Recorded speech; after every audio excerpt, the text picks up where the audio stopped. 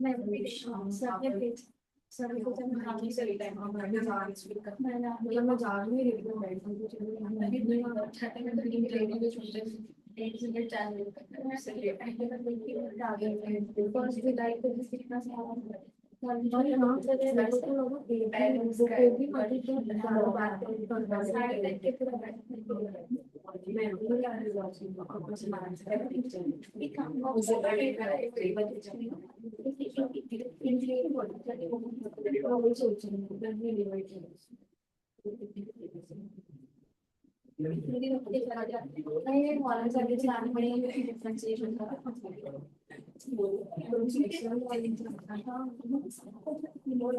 ओए, तो एक दिन और जाके भी देखे तो जाने के लिए तब तो ठीक है ना वो क्या सीरियस आ रहा है वो तो आई नहीं ज्यादा हो गया कहाँ हाँ तो जा वाली विस्तार में तो नहीं कोई बात नहीं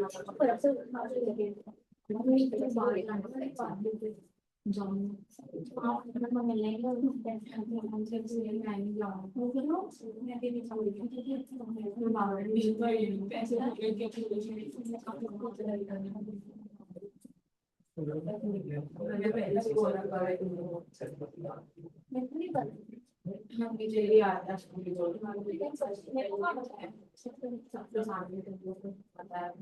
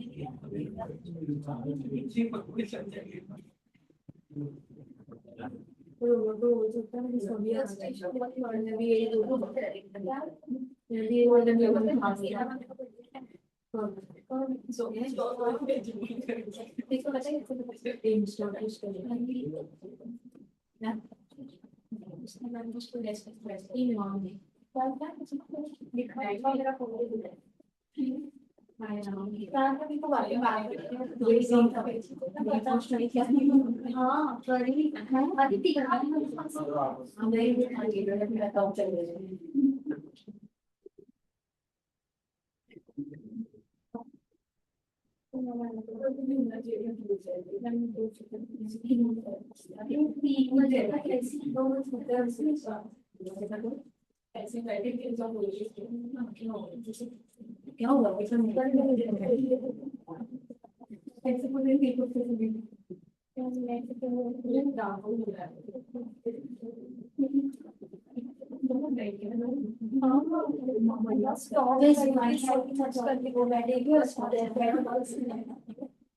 हाँ मैंने भी किया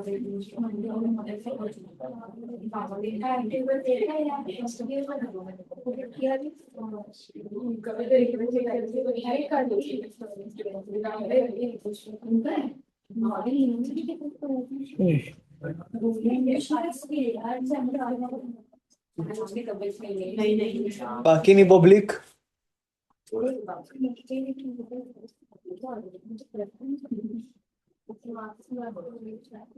क्या? अच्छा,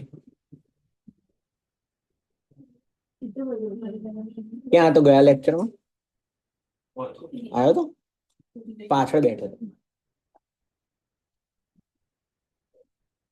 આ વચ્ચે ડિમ્પલ ઘુસ્યો ને એટલે તે જગ્યા બદલી તું ગર્લ્સ રૂમ માંથી બોયઝ રૂમ આવી ગયો હે તો પબ્લિક હોય ત્યારે ગર્લ્સ રૂમ માં બેસવાનું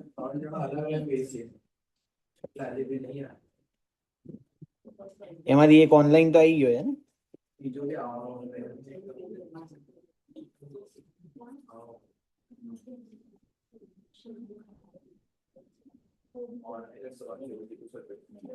હે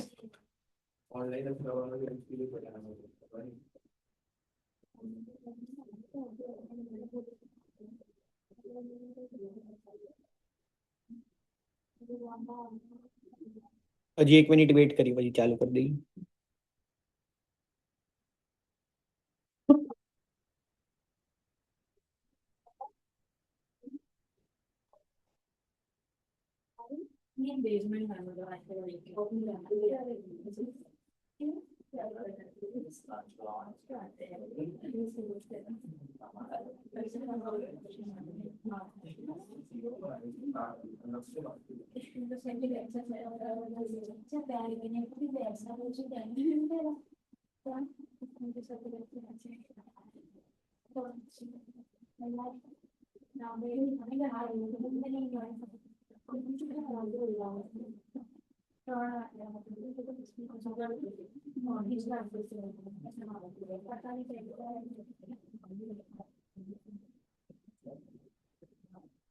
मुझको मारी नहीं।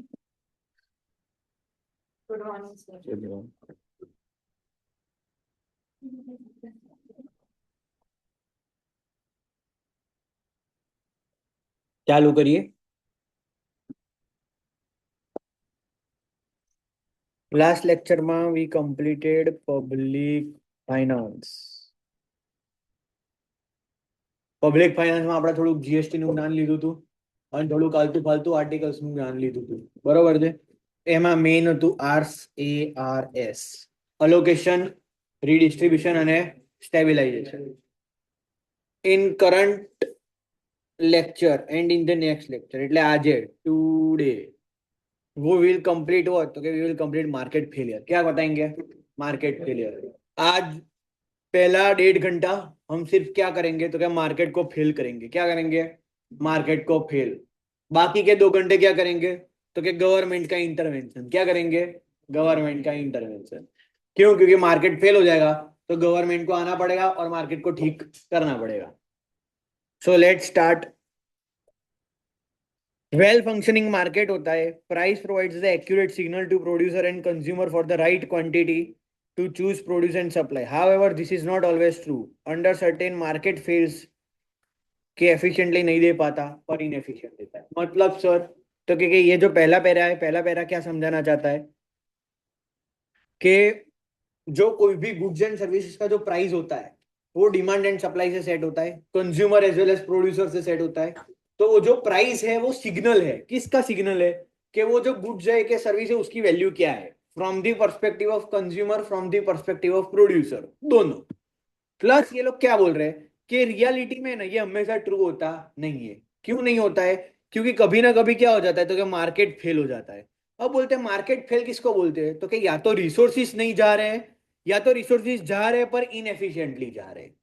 समझ में आ रहा है कि मेरे को जहां गुड्स एंड सर्विस देनी चाहिए या तो फिर मेरे को जहां से रिसोर्सिस आने चाहिए या तो वहां से आ नहीं रहे, और अगर आ रहे तो जितनी क्वांटिटी या जितनी क्वालिटी में चाहिए उतनी क्वांटिटी या क्वालिटी में नहीं आ रहे.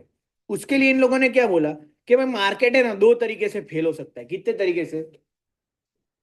एक हो सकता है कंप्लीट फेल, दूसरा हो सकता है पार्शियल फेल. कंप्लीट फेल में क्या बोलते हैं, तो क्या मिसिंग मार्केट है, पूरे मार्केट में गुड्स ही नहीं है. मतलब तो कि जब कोरोना हुआ था, बरोबर थे, तो जब पहला वेव आया था कोरोना का तब मेडिसिन थी नहीं, तो तब वो कंप्लीट मार्केट फेलियर था. पर जब दूसरी बार कोरोना आया तो हमारे पास वैक्सीन थी पर जितनी क्वांटिटी में चाहिए वो थी उतनी नहीं थी. सो सेकंड में it was a partial market failure.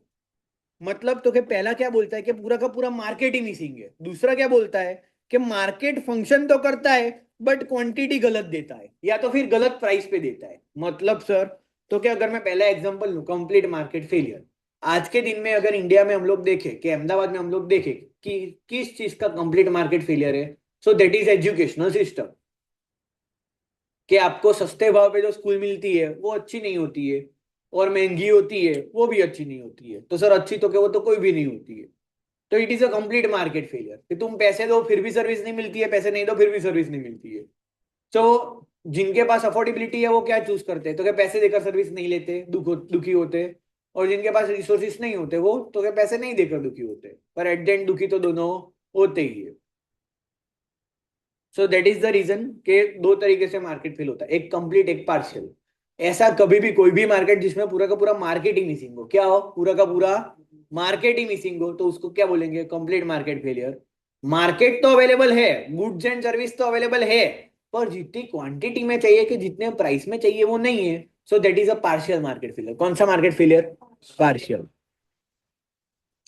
Market failure does not mean the market is not working at all. It means that market does not function in the way it should be. या तो over production है या तो under production है. मतलब तो कि inefficient allocation of resources, उसको हम लोग क्या बोलते हैं? Market failure. क्या बोलते हैं? Market failure. अब मार्केट फेल क्यों होता है? सिंपल. तो बोले परफेक्टली कॉम्पिटिटिव मार्केट है ना, वो एफिशिएंटली काम करता है, पर परफेक्टली कंपटीशन वो प्रैक्टिकल है नहीं. मतलब तो क्या परफेक्ट कंपटीशन पता चला है? पढ़ चुके हो? तो परफेक्ट कंपटीशन में क्या होता है? तो क्या दोनों को सारे गुड्स की सारी नॉलेज होती है, ट्रांसपेरेंसी होती है, पर क्या वो प्रैक्टिकल में कभी भी पॉसिबल है? नहीं है. कि वो पॉसिबल नहीं है, इसलिए 4 तरीके से मार्केट फेल होता है. कितने तरीके से? 4.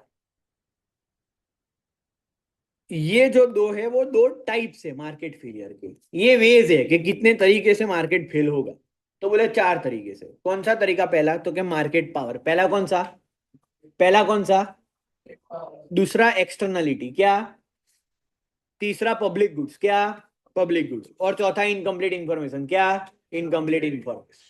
अगर ऊपर ऊपर से मैप देना है तो सर तो क्या मार्केट पावर में मोनोपोली आती है, एक्सटर्नलिटी में नेगेटिव एंड पॉजिटिव एक्सटर्नलिटी आती है, पब्लिक गुड्स में मेरिट गुड्स डीमेरिट गुड्स आते हैं, इनकम्प्लीट इंफॉर्मेशन में एसिमेट्रिक इंफॉर्मेशन आता है. बस सिंपल बात. सर ये क्या बोला? कुछ समझ में अभी आएगा नहीं.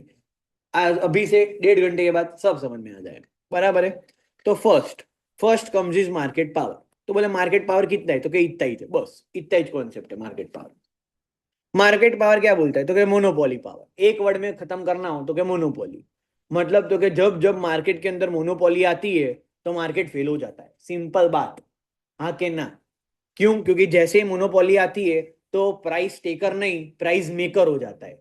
और जैसे ही वो प्राइस मेकर हो जाता है तो प्रॉफिटेबिलिटी के लिए वो रिसोर्सेज भी वेस्ट करेगा, वो क्वांटिटी को भी मैनेज करेगा, वो क्वालिटी को भी मैनेज करेगा. तो इसीलिए always and always market power results to what? तो क्या मार्केट फेलियर. क्या? Profitability rise the market price for goods and services over a marginal cost. Price makers that gives them positive economics. Single producer or small number of producer to restrict output and charge price higher. These profits are not achieved due to operating efficiency but due to market power and dominance. मतलब तो क्योंकि इनको जो profit मिल रहा है वो इनके efficiency के लिए इनको प्रॉफिट नहीं मिल रहा है, इनका मार्केट के अंदर डोमिनेंस है इसीलिए इनको प्रॉफिट मिल रहा है. समझ में आ रहा है? Not because it is efficient. Efficient नहीं है. क्या है? डोमिनेंस है. क्या है? डोमिनेंस. समझ में आया? इसीलिए ये लोग क्या बोलते हैं कि जब जब मार्केट पावर होता है तो क्या हो जाता है? Market fail. क्या हो जाता है? Market fail. बस इतना ही है मार्केट पावर. छोटा.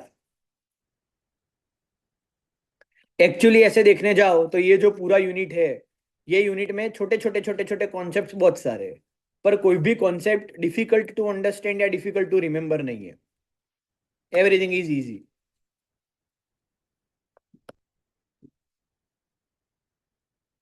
अब आया एक्सटर्नलिटी. क्या आया? क्या आया? एक्सटर्नलिटी. अब एक्सटर्नलिटी का मतलब क्या वो समझते हैं, और कैसे टाइप की होती है वो समझते हैं. यहाँ पे देखो. एक्सटर्नलिटी मतलब तो कि जब जो कोई काम करने में मेरा कोई हाथ नहीं है फिर भी कटे मेरा. बराबर. एग्जाम्पल जो हमने लास्ट लेक्चर में मैंने जाते जाते बोला था एक एग्जाम्पल, कि मैं यहाँ से पानी पी रहा हूँ, पानी पीते पीते मैंने किसी के ऊपर गिरा दिया, तो वो तो बेचारा कुछ कर भी नहीं रहा था और भोग उसका हो गया. दूसरा एग्जाम्पल दिया था, वो मैस के अंदर छाछ पीने गया था, वो बेचारा तो छाछ पीने गया था सीधे से प्लेन आ गया. बराबर है. तो अब जो बेचारा छाछ पीने गया था उसने तो कभी भी नहीं सोचा था कि एयर इंडिया आकर मेरे को पप्पी कर देगा. हाँ के ना? हाँ के ना? अरे हाँ के ना? हाँ. तो उसको क्या बोलते? तो क्या उसको एक्सटर्नलिटी बोलते हैं. अब एक्सटर्नलिटी है ना वो 2 टाइप की होती है, या तो पॉजिटिव होती है या तो नेगेटिव होती है. मतलब तो क्या किसी और इंसान के या किसी और इंडस्ट्री के काम करने से या तो तुमको कुछ अच्छा फायदा हो सकता है या तो कुछ बुरा हो सकता है. और positive and negative again is distributed into 2 parts. The one is production and one is consumption. मतलब कोई मेरे को बोले कि एक्सटर्नलिटी कितने टाइप की, तो मैं बोलूंगा 4. कितने टाइप की? Production positive, production negative, consumption positive, consumption negative. तो कितने टाइप हो गए? 4. तो सर ये प्रोडक्शन एंड कंजम्पशन अलग अलग क्यों रखा? ऐसा जरूरी नहीं है कि प्रोडक्शन करते टाइम ही एक्सटर्नलिटी हो, कंजम्पशन करते टाइम भी एक्सटर्नलिटी हो सकती है। दोनों के एक एक एग्जांपल दो।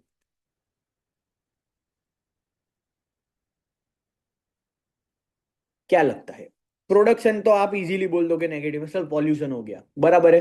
प्रोडक्शन तो आप बोल दोगे सर एजुकेशन दे दिया, पॉजिटिव हो गया एक्सटर्नलिटी। पर कंजम्पशन में क्या दोगे? नेगेटिव, पैसिव स्मोकिंग, बाजू वाला फूक रहा है, फेफड़ा मेरा खराब हो रहा है। पॉजिटिव में क्या आएगा?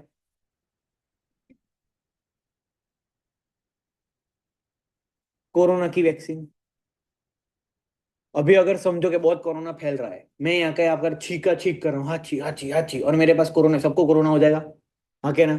पूरी की पूरी बैच कोरोना वाली। पर अगर मैंने वैक्सीन ले ली, मैंने कंजम्पशन कर दिया, तो क्या मेरे कंजम्पशन का बेनिफिट आप पर पॉजिटिव एक्सटर्नलिटी देगा कि नहीं देगा? देगा। क्यों? अब मैं अगर छीकूंगा तो आपको कोरोना होगा नहीं। समझ में आया? तो कंजम्पशन से भी पॉजिटिव एंड नेगेटिव दोनों एक्सटर्नलिटी हो सकती है।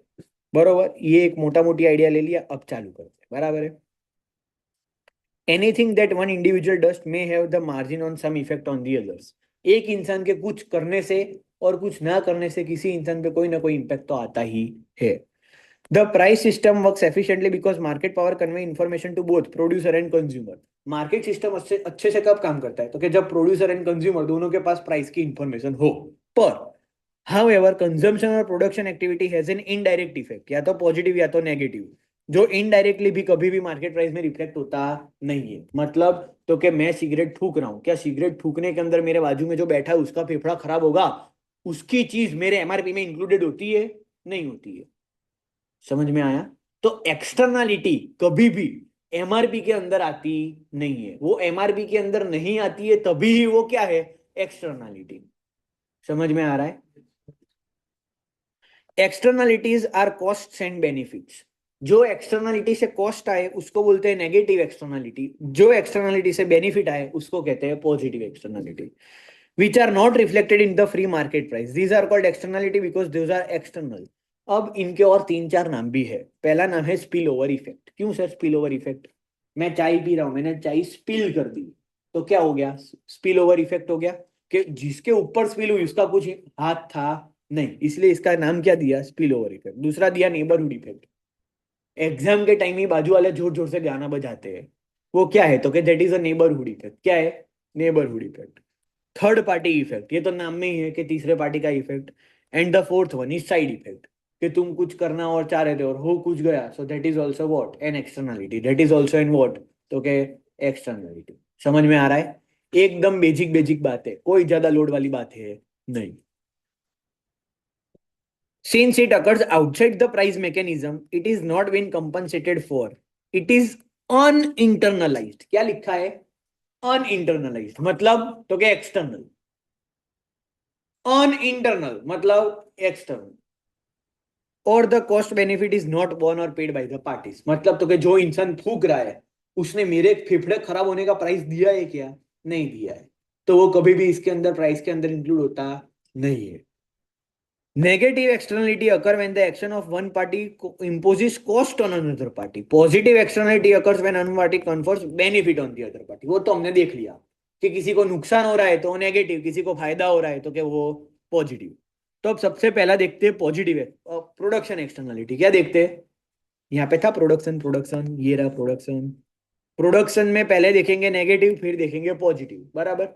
तो पहला क्या है? तो क्या negative production externality. Negative production externality का एग्जांपल क्या दिया इंस्टीट्यूट ने? तो क्या फैक्ट्री है वो एल्यूमिनियम बनाती है, वेस्ट वाटर रिवर में डाल देती है, तो जिससे लोगों का पानी खराब हो जाता है। प्लस लोगों का पानी तो खराब होता ही है, पर साथ साथ में फिश भी इंपैक्ट होती है, फिश के आउटपुट पे, क्योंकि मछलियां मर जाती है, मछलियां बीमार हो जाती है, तो फिशरमैन पर भी आउटपुट इंपैक्ट होता है। तो ये दोनों क्या हो गया? तो के एल्यूमिनियम डिस्चार्ज करने से नेगेटिव प्रोडक्शन एक्सटर्नलिटी हो गई। क्या हो गई? नेगेटिव प्रोडक्शन एक्सटर्नलिटी क्या हो गई? These external cost are never reflected in the price of the product. Sir simple बात है क्या नहीं है? अभी तक जितनी बात करी सब ये इतने में ही आ गया, बराबर। इससे ज्यादा कुछ भी इसके अंदर है नहीं। और आगे देखते हैं, पॉजिटिव देखते हैं। नेगेटिव देख लिया ऊपर, नेगेटिव प्रोडक्शन एक्सटर्नलिटी। अब देखते हैं पॉजिटिव प्रोडक्शन एक्सटर्नलिटी। अब ये देखो, ये इसका एक मस्त एग्जांपल है। समझो मैं यहाँ पे बहुत बुरा पढ़ाता हूँ, बराबर है, उसमें समझना क्या हकीकत, चलो बस मैं बहुत बुरा पढ़ाता हूँ। कैसा पढ़ाता हूँ? बहुत बुरा। अब जय सर ने सोचा कि यार शुभ सर के लिए कुछ करते हैं अपन। शुभ सर को फैकल्टी डेवलपमेंट प्रोग्राम में डालते, उनको ट्रेनिंग दिलवाते। जय सर ने मेरे को मस्त ट्रेनिंग दिलवाई, बराबर है, मैं जोरदार पढ़ाने का चालू हो गया। फिर मैं जेके साथ चला गया 2 दिन के अंदर अंदर, बराबर। तो ये क्या हुआ? तो के पॉजिटिव प्रोडक्शन एक्सटर्नलिटी, मतलब तो के ट्रेनिंग एम्प्लॉय को दिया, स्किल दिया, प्रोडक्शन हुआ, बरोबर, एक अच्छे एम्प्लॉय का प्रोडक्शन हुआ। फायदा किसको हुआ? जेके साहब को। तो जेके साहब के लिए क्या, it is a positive production externality. क्यों? तो के other firms when they hire such workers as they change their job. तो मैं क्या, मैं सीख कर उधर चला गया। समझ में आया? पीएसपी के लिए नेगेटिव हो गया। पीएसपी के लिए नेगेटिव हो गया, नेगेटिव प्रोडक्शन। समझ में आ रहा है? दूसरा क्या है? तो क्या when an individual raises an attractive garden and person walking by enjoys the garden, जो मैंने बोला था वो, कि इंस्टीट्यूट हमेशा पॉजिटिव प्रोडक्शन के लिए कौन सा एग्जांपल यूज करती है?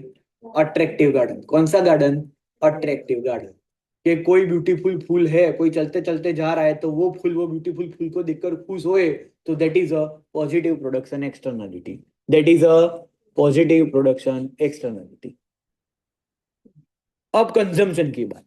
तो क्या नेगेटिव कंजम्पशन में सिगरेट्स आ गया, हाँ के ना, प्लेइंग रेडियो लाउडली आ गया, plus undiscipline student talking and creating disturbance in the class आ गया।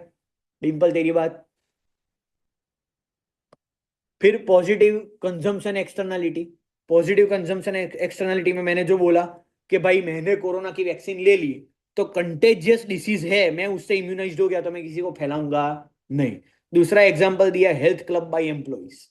अब जय सर को ऐसा हो कि भाई शिव सर है ना अच्छा पढ़ाते हैं, तो अब उनको बीमार नहीं करने का, तो हर 3 महीने में मेरा पूरा बॉडी चेकअप का रिपोर्ट का खर्चा पीएसपी में से करवा रहे हैं, बराबर है। तो अगर वो करवाई तो वो क्या है? तो that is a positive consumption externality. क्यों? क्योंकि एक फर्म अपने एम्प्लॉयज का हेल्थ का ध्यान रख रही है।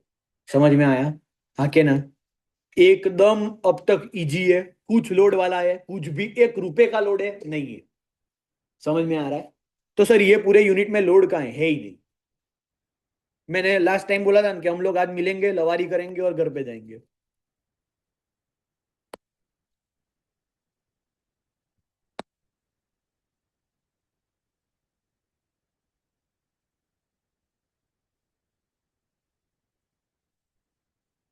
इसमें वो एक बार लिखूं और चला जाए, नहीं वैसा कुछ चाहिए जीवन में।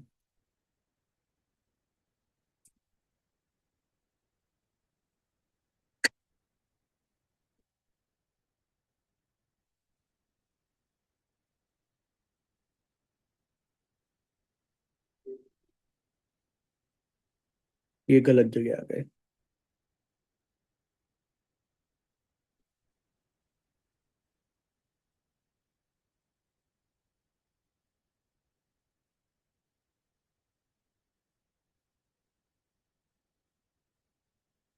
क्या हमको इसमें सफलता मिलने वाली है?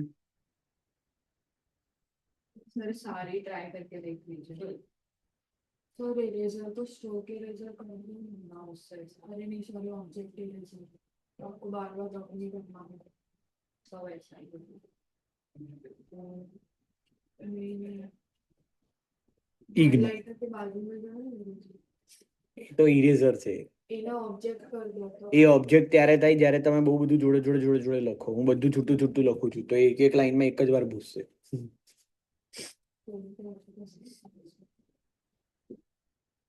ચલો આગે। આ તો ભૂસવાનું એટલે કારણ કે ભાઈ ચોંટે છે, બહુ હેવી થઈ જાય છે ને એટલે। બાકી કોપી તો બહુ બધી પડી છે, એમાં તો તેલ લેવા જાય। હવે कंजम्पशन एंड प्रोडक्शन का पॉजिटिव एंड नेगेटिव दोनों देख लिया, बरोबर है। अब जीवन में आगे बढ़ते हैं। अब जीवन में कुछ और कांडी करते हैं। देखो क्या, तो कि कोई भी कंपनी के लिए कोई भी गुड्स बनाना, बराबर है, उसके अंदर कौन से खर्चे आते हैं? मतलब तो कि अगर मेरे को इसका कुछ ऐसा बनाना हो तो मैं क्या बना सकता हूँ? तो कि पहले तो वेरिएबल कॉस्ट बना सकता हूँ, प्लस फिक्स कॉस्ट बना सकता हूँ, बराबर है। तो वो मेरा क्या हो गया, टोटल कॉस्ट। क्या हो गया, टोटल कॉस्ट। फिक्स कॉस्ट को ओरिजिनल फिनेंस की भाषा में क्या बोलते हैं, ओवरहेड्स। क्या बोलते हैं, ओवरहेड्स। तो बोले वेरिएबल कॉस्ट एंड ओवरहेड्स दोनों को टोटल मार दो तो मेरे को क्या मिल जाएगा, टोटल कॉस्ट। इस टोटल कॉस्ट को हम लोग for the perspective of externality हम लोग इसको क्या बोलते हैं, तो क्या प्राइवेट कॉस्ट। क्या बोलते हैं, प्राइवेट कॉस्ट। क्यों, क्योंकि एक प्राइवेट कंपनी का कॉस्ट है टोटल, बराबर है। अगर मैं इस प्राइवेट कॉस्ट के अंदर जितने भी एक्सटर्नलिटी हुई उसका कॉस्ट, क्या, उसका कॉस्ट, बेनिफिट नहीं, सिर्फ क्या, कॉस्ट। उसका कॉस्ट अगर मैं ऐड कर दूं तो उसको क्या बोलते हैं, सोशल कॉस्ट। क्या बोलते हैं, ये रहा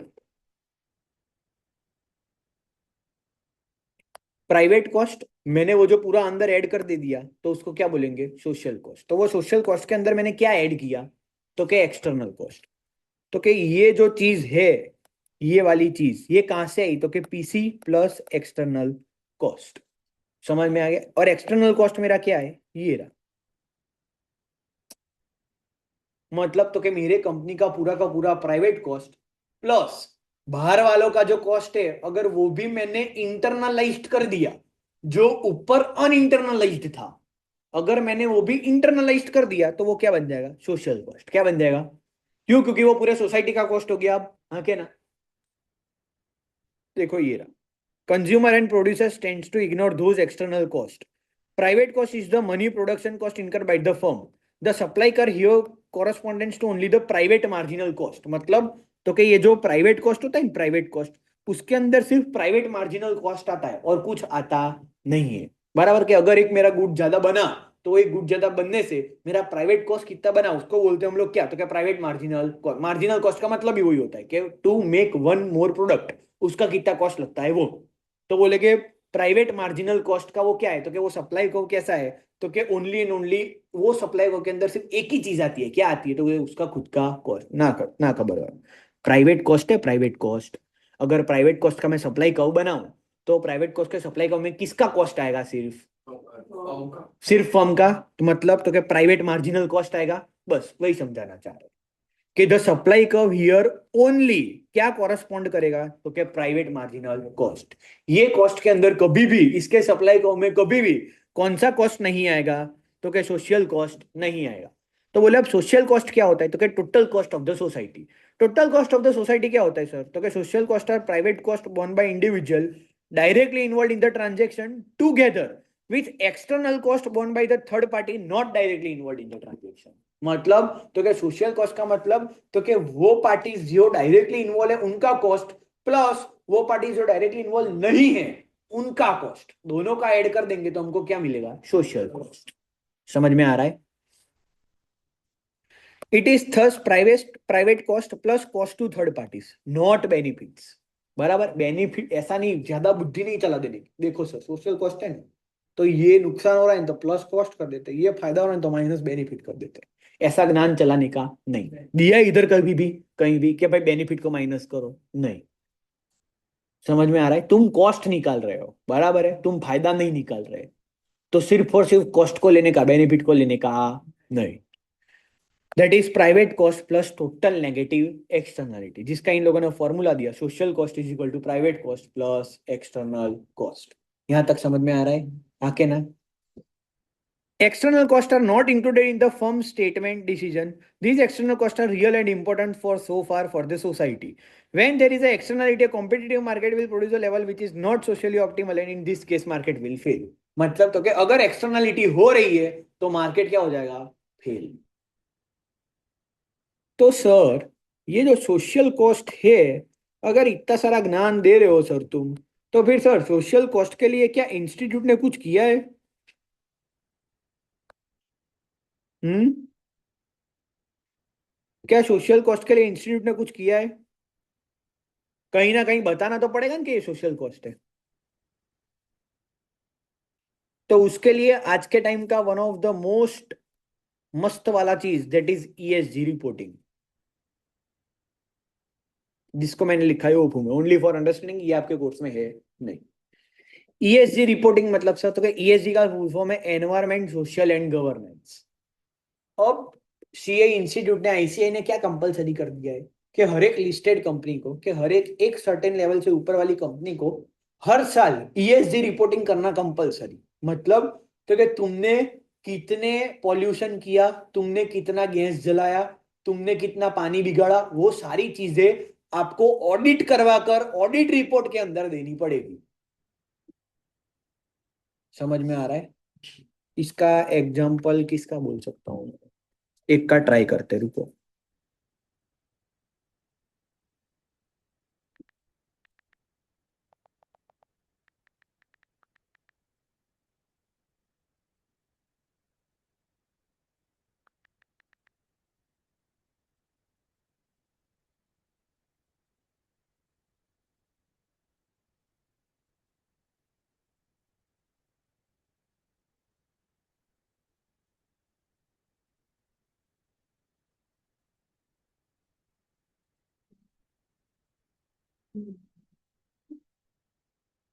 પેલીનું શરીર અડધું એમને એમ નથી થતું, ખબર?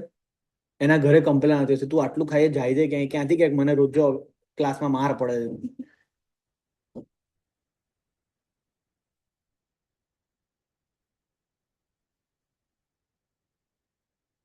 ક્યાંક તો હશે ઉભા. 2 મિનિટ ખાલી ધીરજ રાખો જીવનમાં.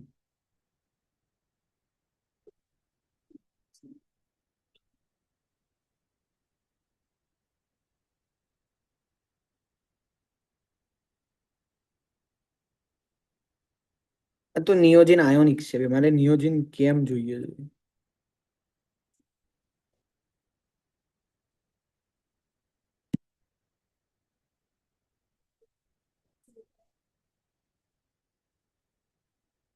હા, આમાં મળશે. આમાં સર્ચ થાય.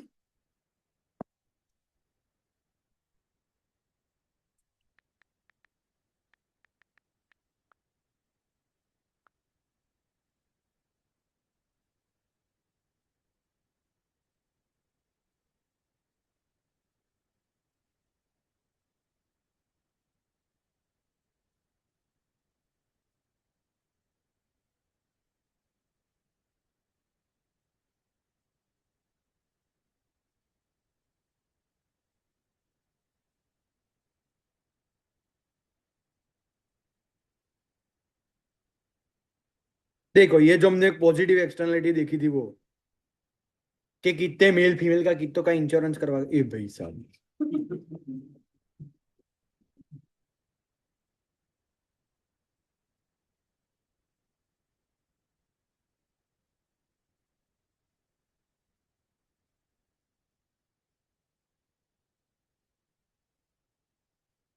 ये मैंने इसके ऑडिट रिपोर्ट में लास्ट टू लास्ट वीक ही पढ़ा था. इसने कहीं तो दिया था. अब मेरे को याद नहीं आ रहा मैंने कहाँ पढ़ा था.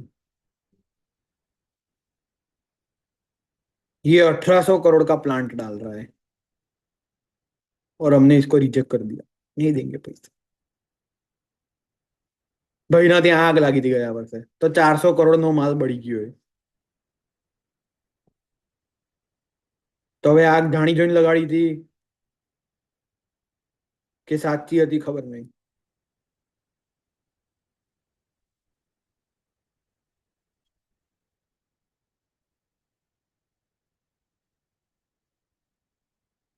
જા ભાઈ, 300 પેજ 75 नहीं વાંચવાનું. है ऐसा, बरोबर है, भरोसा रखो.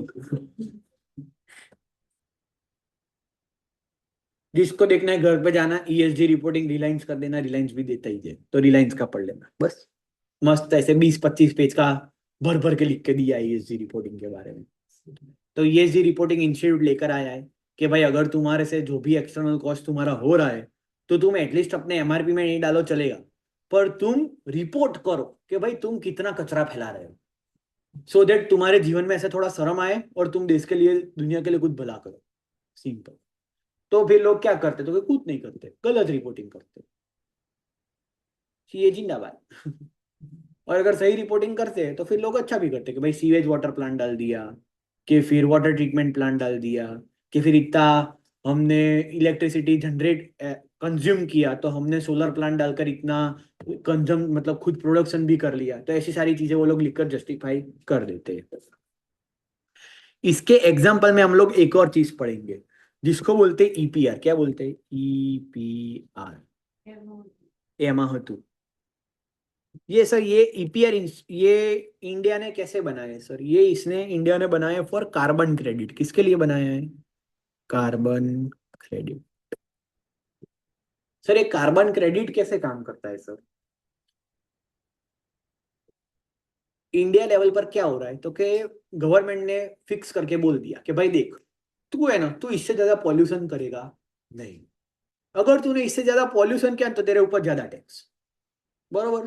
तो सबको क्या दे दिए तो कि तुम जो कार्बन फैला रहे हो उसके क्रेडिट्स दे दिए। क्या दे दिए?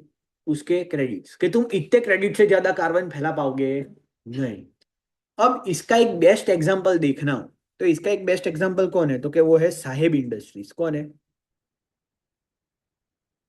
साहेब फाइबर प्राइवेट लिमिटेड। ये रहा, ये वाला। इट इज इन રાજકોટ, આપણે તમારા સ્વામિનારાયણ વાળા સાહેબ છે। तो इन लोगों ने क्या किया तो कि इन लोगों ने बोला कि भाई इंडिया में प्लास्टिक की बोतल की बहुत बड़ी तकलीफ है। बराबर है। तो फिर इन लोगों ने क्या किया तो कि ये पूरी जो अपनी इंडस्ट्री डाली है, बराबर है, ये एक्चुअली में यहाँ पर जो दिखता है ना, यहाँ पर ये नीचे वाला पार्ट, ये 3 फ्लोर है। कितने फ्लोर है? ये जो ऊपर इतना बड़ा बड़ा पार्ट है ना, वो और 3 फ्लोर है। मतलब कितने फ्लोर हुए? 6। और ये जो पीछे है ना, ये 8 फ्लोर का है। ये वाला, ये पीछे वाली बिल्डिंग भले दिखती छोटी है बट ये इतने बड़े बड़े है। बराबर है। इन लोगों ने चाइना से पूरा प्लांट, चाइना जर्मनी अलग अलग जगह वर्ल्ड से पूरा प्लांट इंपोर्ट करवाया, यहाँ पर पूरा प्लांट असेंबल किया। ये लोग प्लास्टिक की बोतल से धागा बनाते हैं। क्या बनाते हैं? આપણી થમ્સઅપની જે બોટલ આવે ને, થમ્સઅપની, સ્પ્राइटनी, किनली, बिस्लरी, वो जो प्लास्टिक की बोतल होती है उससे धागा बनता है। दोरो बने, दोरो दोरो, जिसको हम लोग, आप सबको पता होगा जिसको बोलते हैं पोलिस्टर। क्या बोलते हैं? पोलिस्टर। तुम जो पोलिस्टर के कपड़े पहनते हो, जो स्पोर्ट्स वाले कपड़े पहनते हैं, तुम जो स्विमिंग पूल में स्विमिंग कॉस्ट्यूम पहनते हो, वो सारे पोलिस्टर से बनते हैं। और पोलिस्टर किससे बनता है तो कि इससे बनता है, कचरे से, कूड़े से। और जो जीन्स पहनते हो, जीन्स, तो जीन्स के अंदर भी अभी नाइकी और वो सारे नाइकी, लेविस और ये सारे क्या लिखने लगे तो क्या 100% रिसाइकल्ड। तो 100% रिसाइकल्ड क्या होता है? ये होता है। समझ में आ रहा है? अब ये इन लोगों ने ऐसा काम क्यों चालू किया और मैं ये एग्जाम्पल क्यों समझा रहा हूँ, समझो। ये गवर्नमेंट ने क्या किया है, गवर्नमेंट ने बोल दिया कि ए कोका कोला, ए पेप्सी, ए स्प्राइट, ए किनले, ए बिस्लरी, तुम लोग पूरे महीने में कितनी नई बोतल बनाते हो, न्यू बोतल बनाते हो, उसका डिटेल तुमको गवर्नमेंट के वेबसाइट पे डालने का, जिसको हम लोग क्रॉस वेरीफाई करेंगे तुम्हारे जीएसटी डेटा से, जिसको हम लोग क्रॉस वेरीफाई करेंगे तुम्हारे ऑडिटेड डेटा से। तो तुम गलत डाल पाओगे नहीं। बराबर है। क्यों? क्योंकि तुमने जैसे ही बोला कि हमने इतनी क्वांटिटी बेची और जीएसटी में कुछ और होगा तो चलेगा नहीं, दोनों सेम होना चाहिए। तुम लोगों ने जितनी नई बोतल बनाई, वो नई बोतल खरीदने के लिए तुम्हें पॉइंट्स खरीदने पड़ेंगे। क्या खरीदने पड़ेंगे? पॉइंट्स। सर वो पॉइंट्स कहां से खरीदने पड़ेंगे तो कि हमारी ईपीआर वाली वेबसाइट से। पूरी वेबसाइट बना दी है, उसके अंदर कोको कोला का लॉगिन होगा, तुम्हें वहां पे लॉगिन करने का, वहां पर से तुम्हें पॉइंट खरीदने पड़ेंगे हर महीने के, तुमने इतनी बोतल बनाई नहीं। वो पॉइंट खरीदने के तुमको पैसे देने पड़ेंगे। As on date 1 point comes to between ₹1 to ₹5। ₹1 से ₹5 के बीच में रेंज पड़ता है इसका। पर बोले कि तुमको ये पॉइंट्स देगा कौन तो कि ओ साहेब फाइबर इंडस्ट्रीज, ये जो हमने जिसका प्लांट देखा वो, तू पूरे महीने में जितनी बोतल रिसाइकल करता है ना, उतने तेरे को पॉइंट हम लोग फ्री में क्रेडिट दे देंगे। मतलब तो कि अगर साहेब फाइबर ने पूरे महीने में समझो कि 20,000 बोतल को रिसाइकल कर दिया तो उसको कितने पॉइंट मिलेंगे? 20,000। समझा रहा हूं, 20,000 बोतल है ना, वो आधे घंटे में रिसाइकल हो जाती है। दिन का टन्स ऑफ बॉटल्स रिसाइकल होता है, बराबर है। दिन का मोस्टली उनका महीने का कितना है पता है? 3.5-4 लाख किलो जितना उनकी कैपेसिटी है। मतलब तो के महीने का देखो तो 3.5 किलो इतना। ये ग्राम्स हुआ, ये क्या हुआ? ग्राम्स। इसको किलो में कर देंगे तो कितना? इतना। मतलब तो के इनको ये बोलते कि भाई तेरे को ये जो 3 लाख रुपए है ना, 3 लाख जो पॉइंट तेरे हुए ना, अब तेरे 3 लाख पॉइंट कौन खरीदेगा? कोको कोला खरीदेगा। कौन खरीदेगा? Coca Cola. And to purchase this points, Coca Cola तुमको क्या देगा? पैसा। किसके ऊपर से देगा? ये वेबसाइट के ऊपर से देगा। तो कोई भी ह्यूमन इंटरवेंशन होगा नहीं, कोई भी करप्शन होगा नहीं। वेबसाइट से पर ही वेबसाइट पे जाएगा, बिडिंग करेगा, बिडिंग से पॉइंट लेगा, वो उतनी बॉटल बनाएगा, जितने पॉइंट जिससे खरीदेगा उसको उतने पैसे दे देगा, बात खत्म। तो सर इससे क्या हुआ? तो क्या कोको कोला वाले को ज्यादा खर्चा हुआ? हर एक बॉटल पर ज्यादा खर्चा हुआ, बॉटल बनाने का भी खर्चा और पॉइंट खरीदने का भी खर्चा। और साहेब जैसी जो रिसाइकलिंग प्रोडक्ट्स बनाते हैं उनको क्या फायदा? Extra income, other income. Polyester धागा बनाकर बेचने से जो प्रॉफिट मिलता है वो तो मिलता ही है, पर साथ साथ में क्या मिलेगा? ये भी मिलेगा। पहले 2 साल में साहेब के पास नहीं नहीं तो कितने 5.5 करोड़ के पॉइंट पड़े हैं। 2 साल हुए ये फैक्ट्री चालू करे हुए, 5.5 करोड़ पॉइंट पड़े हैं। और फैक्ट्री बनाने में इनका खर्चा लगा है कुछ 125 करोड़ जैसा कुछ लगा है। ये दो दो जैसे फैक्ट्री दिख गई ना, हाँ सर आटली तो फैक्ट्री, वो 125 करोड़ की फैक्ट्री है। व्हाइट वाले, ब्लैक के गए होंगे वो अलग। और मोटा मोटी प्रॉफिटेबिलिटी उनकी चल रही है अभी 10-12 करोड़ के आसपास, पैक लेवल। मतलब तो कि ये जो पूरा प्लांट है उसको ब्रेक इवन आते आते कितने साल लग जाएंगे? 10 साल लग जाएंगे। उसके बाद जो प्रॉफिटेबिलिटी होना देना चालू होगा वो होगा। पर तो सर ये साहिब वाले ने फिर इतना खर्चा क्यों किया इसके पीछे? तुम समझो, 125 करोड़ का प्लांट है, बरोबर। मोटा मोटी इसका 15 करोड़ का तो डेप्रिसिएशन आता है। क्या आता है? सीधा टैक्स है। It is a non cash expense. तो ये तो सीधा जेब में ही गया ना। समझ में आया? तो ये पूरा डेप्रिसिएशन का और ये पॉइंट का उसका खेल है, ये प्रोडक्ट का खेल नहीं है। समझ में आया? ये मैंने क्यों समझाया इसको? ये जो पूरा एग्जाम्पल मैंने समझाया, I will use this example in where, तो कि when we will study externality का गवर्नमेंट इंटरवेंशन। क्या? एक्सटर्नलिटी का government inter, it is a government intervention only ना? यस और नो? तो हम वहां पे ये चीज को पूरी लिंक करेंगे। अभी क्यों पढ़ाया? फॉर सोशल कॉस्ट समझाने के लिए कि तुम ऐसे सोशल कॉस्ट इंक्लूड कर सकते हो। और ये सब खाली हवा में बातें नहीं है, एक्चुअली में इंडिया में होता है। समझ में आया? अब पब्लिक गुड्स क्या? Public goods. पानी पी लीजिए, पानी।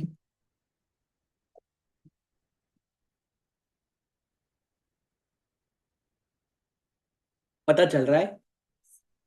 बोला था ना आज लवारी होगी यार, टेंशन मत लो।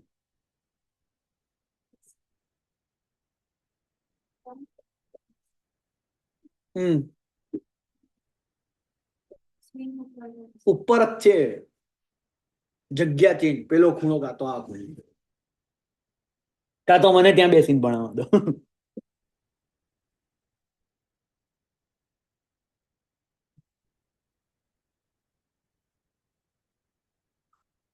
આઈસીઆઈ જવું છું ને તો આઈસીઆઈ ક્લિયર ઇન્સ્ટ્રક્શન છે, જેને ઠંડી લાગે ને સ્વેટર લઈને આવવાનું, બધા જ સ્વેટર લઈને આવે ચૂપચાપ. કારણ કે અહીંયા બે છે, ત્યાં તો 10 એસી છે સીધે સીધે. અને 10 એ 10 16 ઉપર જ ચાલે, ફૂલ સ્વિંગમાં જ ચાલે, કોઈ ઓપ્શન નથી કોઈની જોડે. એટલે છોકરીઓ જોવો ને તો જો 4 કલાકનો લેક્ચર હોય તો પેલા કલાક સુધી નોર્મલ બેઠા હોય, પછી બધા ઉઠી ઉઠીને બેઠા હોય.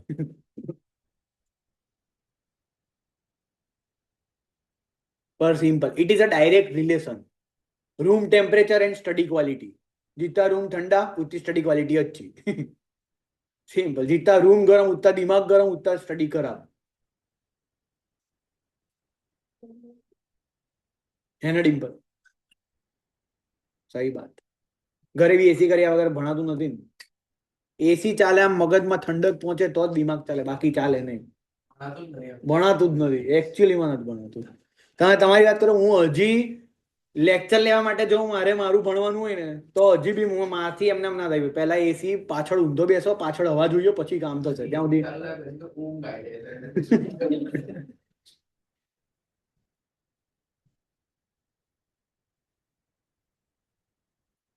पॉल भाई आए. कौन आए?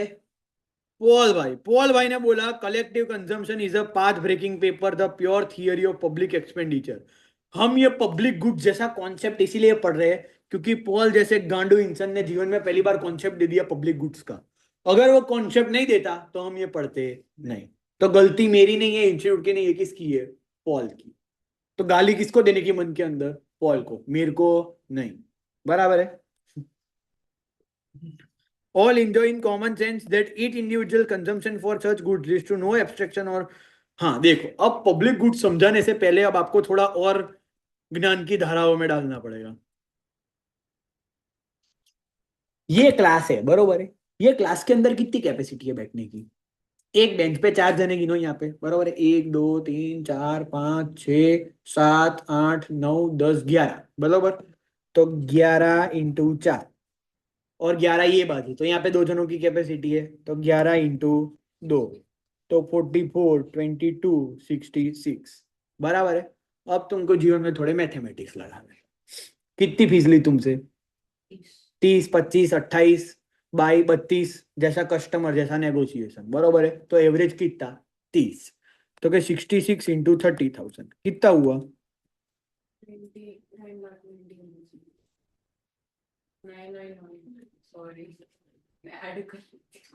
0 0 0 0 66 इंटू 3 18 20 लाख रुपए का एक क्लास हुआ, बराबर है.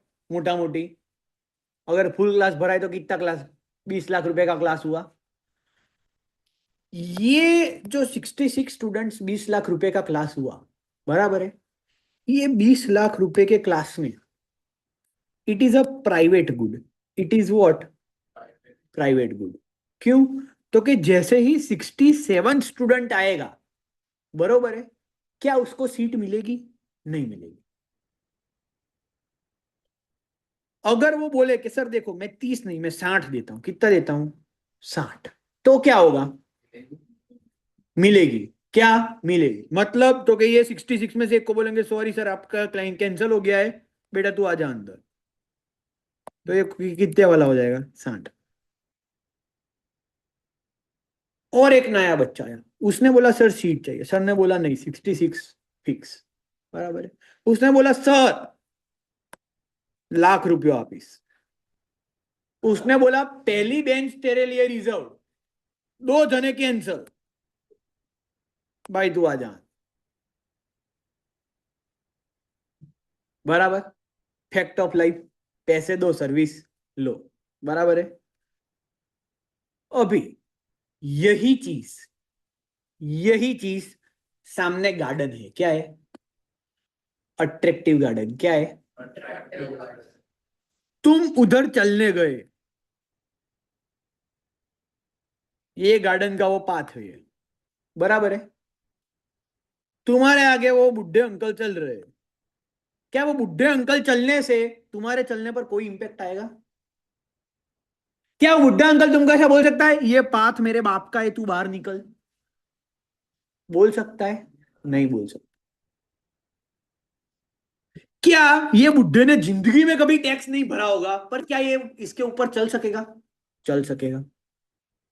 पर क्या जिसने जिंदगी में 1 रुपया फी नहीं दिया, क्या वो कभी इधर बैठ सकेगा? नहीं बैठ सकेगा. मतलब सर, तो के एक हुआ प्राइवेट गुड, दूसरा हुआ पब्लिक गुड. क्या हुआ? एक हुआ प्राइवेट गुड, दूसरा हुआ पब्लिक गुड. प्राइवेट गुड्स होते हैं ना, वो एक्सक्लूडेबल होते हैं. क्या होते हैं? तुम किसी को भी एक्सक्लूड कर सकते हो पैसा देकर. पब्लिक गुड्स नॉन एक्सक्लूडेबल होते हैं कि उसमें तुम किसी को भी एक्सक्लूड कर सकते नहीं हो. उसने फी भरी है, टैक्स भरा है कुछ नहीं भरा है, जो करना है, पर तुम उसको एक्सक्लूड कर सकोगे नहीं. प्राइवेट है वो राइवलरी है, क्या है, और पब्लिक है वो नॉन राइवलरी। एग्जाम्पल, आईपीएल की टिकट, एक टिकट बाकी है, बरोबर है, फाइनल है, और समझो 20 लोग और बाकी है, 20 के 20 थाला फैन है, और थाला के बाजू की कुर्सी बाकी है, कैसी बीडिंग होगी, जोरदार होगी, बरोबर।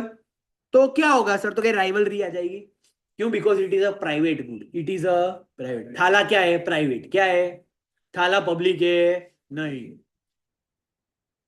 प्लस प्राइवेट गुड्स जो होते हैं उसमें फ्री राइडर प्रॉब्लम नहीं होती है, पब्लिक गुड्स में क्या होती है, फ्री राइडर प्रॉब्लम।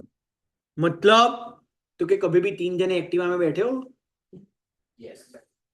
एक जने का एक्टिवा होता है, एक जना बोलता है चल मैं लेके जाता हूं, मैं तेरे को दिखाता हूँ ये जगह, मैं तेरे को खिलाता हूँ, तीसरा कौन होता है, मोफतिया, कौन होता है, तो मोफतिया क्या होता है, फ्री राइडर प्रॉब्लम, कि ये जो पाथवे पे ये बुढ़े अंकल चल रहे हैं जिन्होंने जिंदगी में कभी टैक्स नहीं भरा है, ये क्या है, फ्री राइडर प्रॉब्लम, क्या है,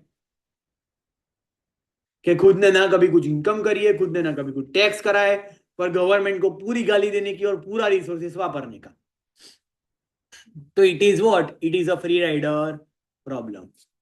इतना समझ में आया, हाँ क्या ना, अब आगे का समझ में आएगा।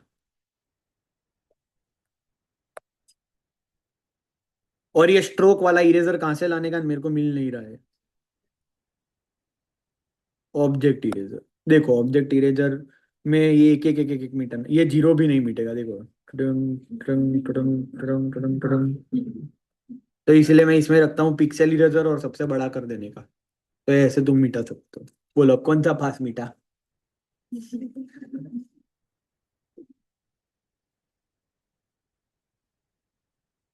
सेटिस्फेक्शन देने का। अब गुड्स प्रोड्यूस्ड एंड कंज्यूम, झूम था ना भाई, goods produced and consumed are private goods, want to consume, purchase them, private goods do not face free rider problem, are excludable and are rivalrous। जो हमने बात करी वो, कि प्राइवेट गुड होते हैं वो एक्सक्लूडेबल भी होते हैं, और उसमें क्या होती है, राइवलरी भी होती है, बराबर है। पब्लिक गुड जो होते हैं वो क्या होते हैं, तो कि एसेंशियली कलेक्टिव इन नेचर, सबके होते हैं, बरोबर, मोदी जी किनके है, सबके, तो मोदी जी क्या है, पब्लिक गुड, क्या है, पब्लिक गुड। नॉन राइवल होता है कंजम्पशन में, क्या होता है, non rival. It means consumption of public good by one individual does not reduce the quality और quantity of the other individual. Example, वो अट्रैक्टिव गार्डन, उसके अंदर का ब्यूटीफुल फूल, अगर वो ब्यूटीफुल फूल डिंपल देख रहा है और खुश हो रहा है कि कितना मस्त फूल है, वही फूल अगर मैं देखूंगा तो क्या फूल मना करेगा कि नहीं डिंपल मेरे को देख रहा है, नहीं, फूल तो वैसे का वैसा ही रहेगा, हाँ क्या ना। तो क्या डिंपल के वो ब्यूटीफुल फूल देखने से मेरे कंजम्पशन पर कोई फर्क पड़ा, नहीं। And that is why it is a public good, that is why it is a public good. समझ में आ रहा है, यस और no. Public goods are non excludable, क्या, non excludable, if this goods are provided to one individual can not divide deny the other individual, for example national defence. मतलब sir national defence क्यों, ये जैसलमेर में drone bone छोड़े थे, अभी India Pakistan का ककराट हुआ था तब, बरोबर है, जैसलमेर में कहाँ कुछ टूरिज्म के अलावा कुछ धंधा है, कुछ नहीं है, कोई दरिया है, कोई पोर्ट है, कुछ नहीं है, कोई प्लेन वेन आता है, कुछ नहीं आता है, कुछ नहीं करते वो लोग, नवरे की तरफ पड़े रहते पूरे दिन, वो पधारो हमारे देश, पधारे मारो देश करते रहते हैं, बराबर है। अभी उन लोगों ने टैक्स नहीं भरा, बराबर है, तो क्या नेशनल डिफेंस ऐसा बोल सकता है ये साले जैसलमेर वाले ना टैक्स नहीं भरते, ड्रोन इधर जाने दो, बाकी सबको प्रोटेक्ट करो, भले मरते ये लोग, क्या ऐसा बोल सकते हैं, नहीं बोल सकते, क्यों, because national defence is a public good, it is non rivalry, it has a free rider problem and it is not excludable. तो तुम ऐसा नहीं बोल सकते कि ये साला खुद नहीं करता ना तो इसके घर पे पढ़ने दो, वांधा नहीं, ऐसा चलेगा नहीं, नेशनल डिफेंस सबको मिलेगा। समझ में आया। Public goods are characterized by indivisibility, इसमें डिविजिबिलिटी होती नहीं है। Once a public good is provided the additional resource cost of the another person consuming is zero. एक बार ब्यूटीफुल फूल बन गया, फिर जितने जने वो ब्यूटीफुल फूल को देखकर खुश होंगे, क्या कुछ एक्स्ट्रा कॉस्ट लगेगा, नहीं लगेगा। समझ में आ रहा है। Public goods are generally vulnerable to issues such as externality, inadequate property right, free rider problem. Public goods में ये सारे तकलीफ है. एक्सटर्नलिटी की तकलीफ किसमें होती है? तो क्या फ्री राइडर पब्लिक गुड में. कैसे? तो क्या गार्डन है, बरोबर है. आज गार्डन नहीं, एक्सटर्नलिटी पब्लिक गुड के अंदर बेस्ट बेस्ट बेस्ट एग्जांपल कौन सा है? अपना रिवर फ्रंट. तुम रिवर फ्रंट के अंदर जाओ, बराबर है. अगर तुम गलती से थोड़े शाम के बाद वाले टाइम पे चले गए या थोड़े सुबह वाले टाइम पे चले गए तो तुमको पता चलेगा उधर कैसी कैसी एक्सटर्नलिटी मिलती है तुमको, बराबर है. एक अच्छी जगह को बिगाड़ने के लिए पब्लिक कितनी प्रयत्न कर रही है वो तुमको पता चलेगा, बराबर. और तुम देखोगे तो वो सारी पब्लिक कौन सी होगी पता है? ये फैक्ट है. यंगस्टर पर कौन से वाले? जो बाहर से अहमदाबाद आए. क्यों? जो अहमदाबाद वाले हैं ना उनकी तो फटेगी, कोई देख लेगा तो. समझ में आया?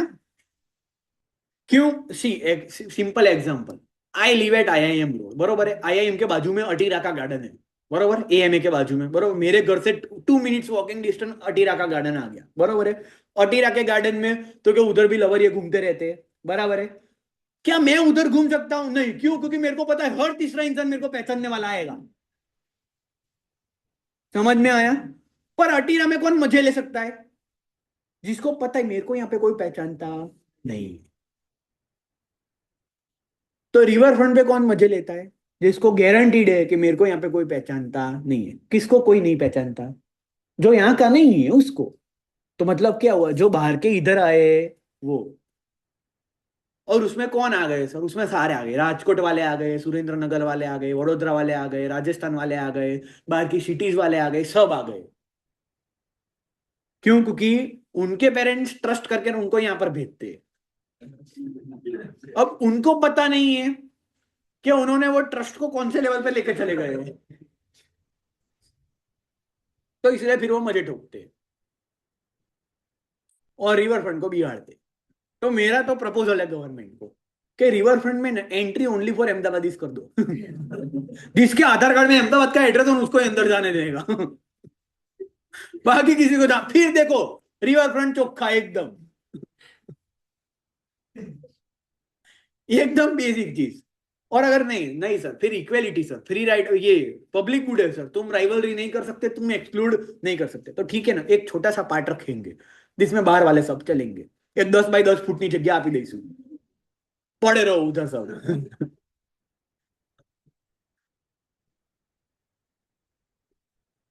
પેલો વિચારે છે 10 બાય 10 માં આટલા બધા કેવી રીતે આવશે. तो भाई ये पता चला कि एक्सटर्नलिटी पब्लिक गुड्स में कैसी होती है, बराबर, और कैसी तकलीफ होती है एक्सटर्नलिटी की.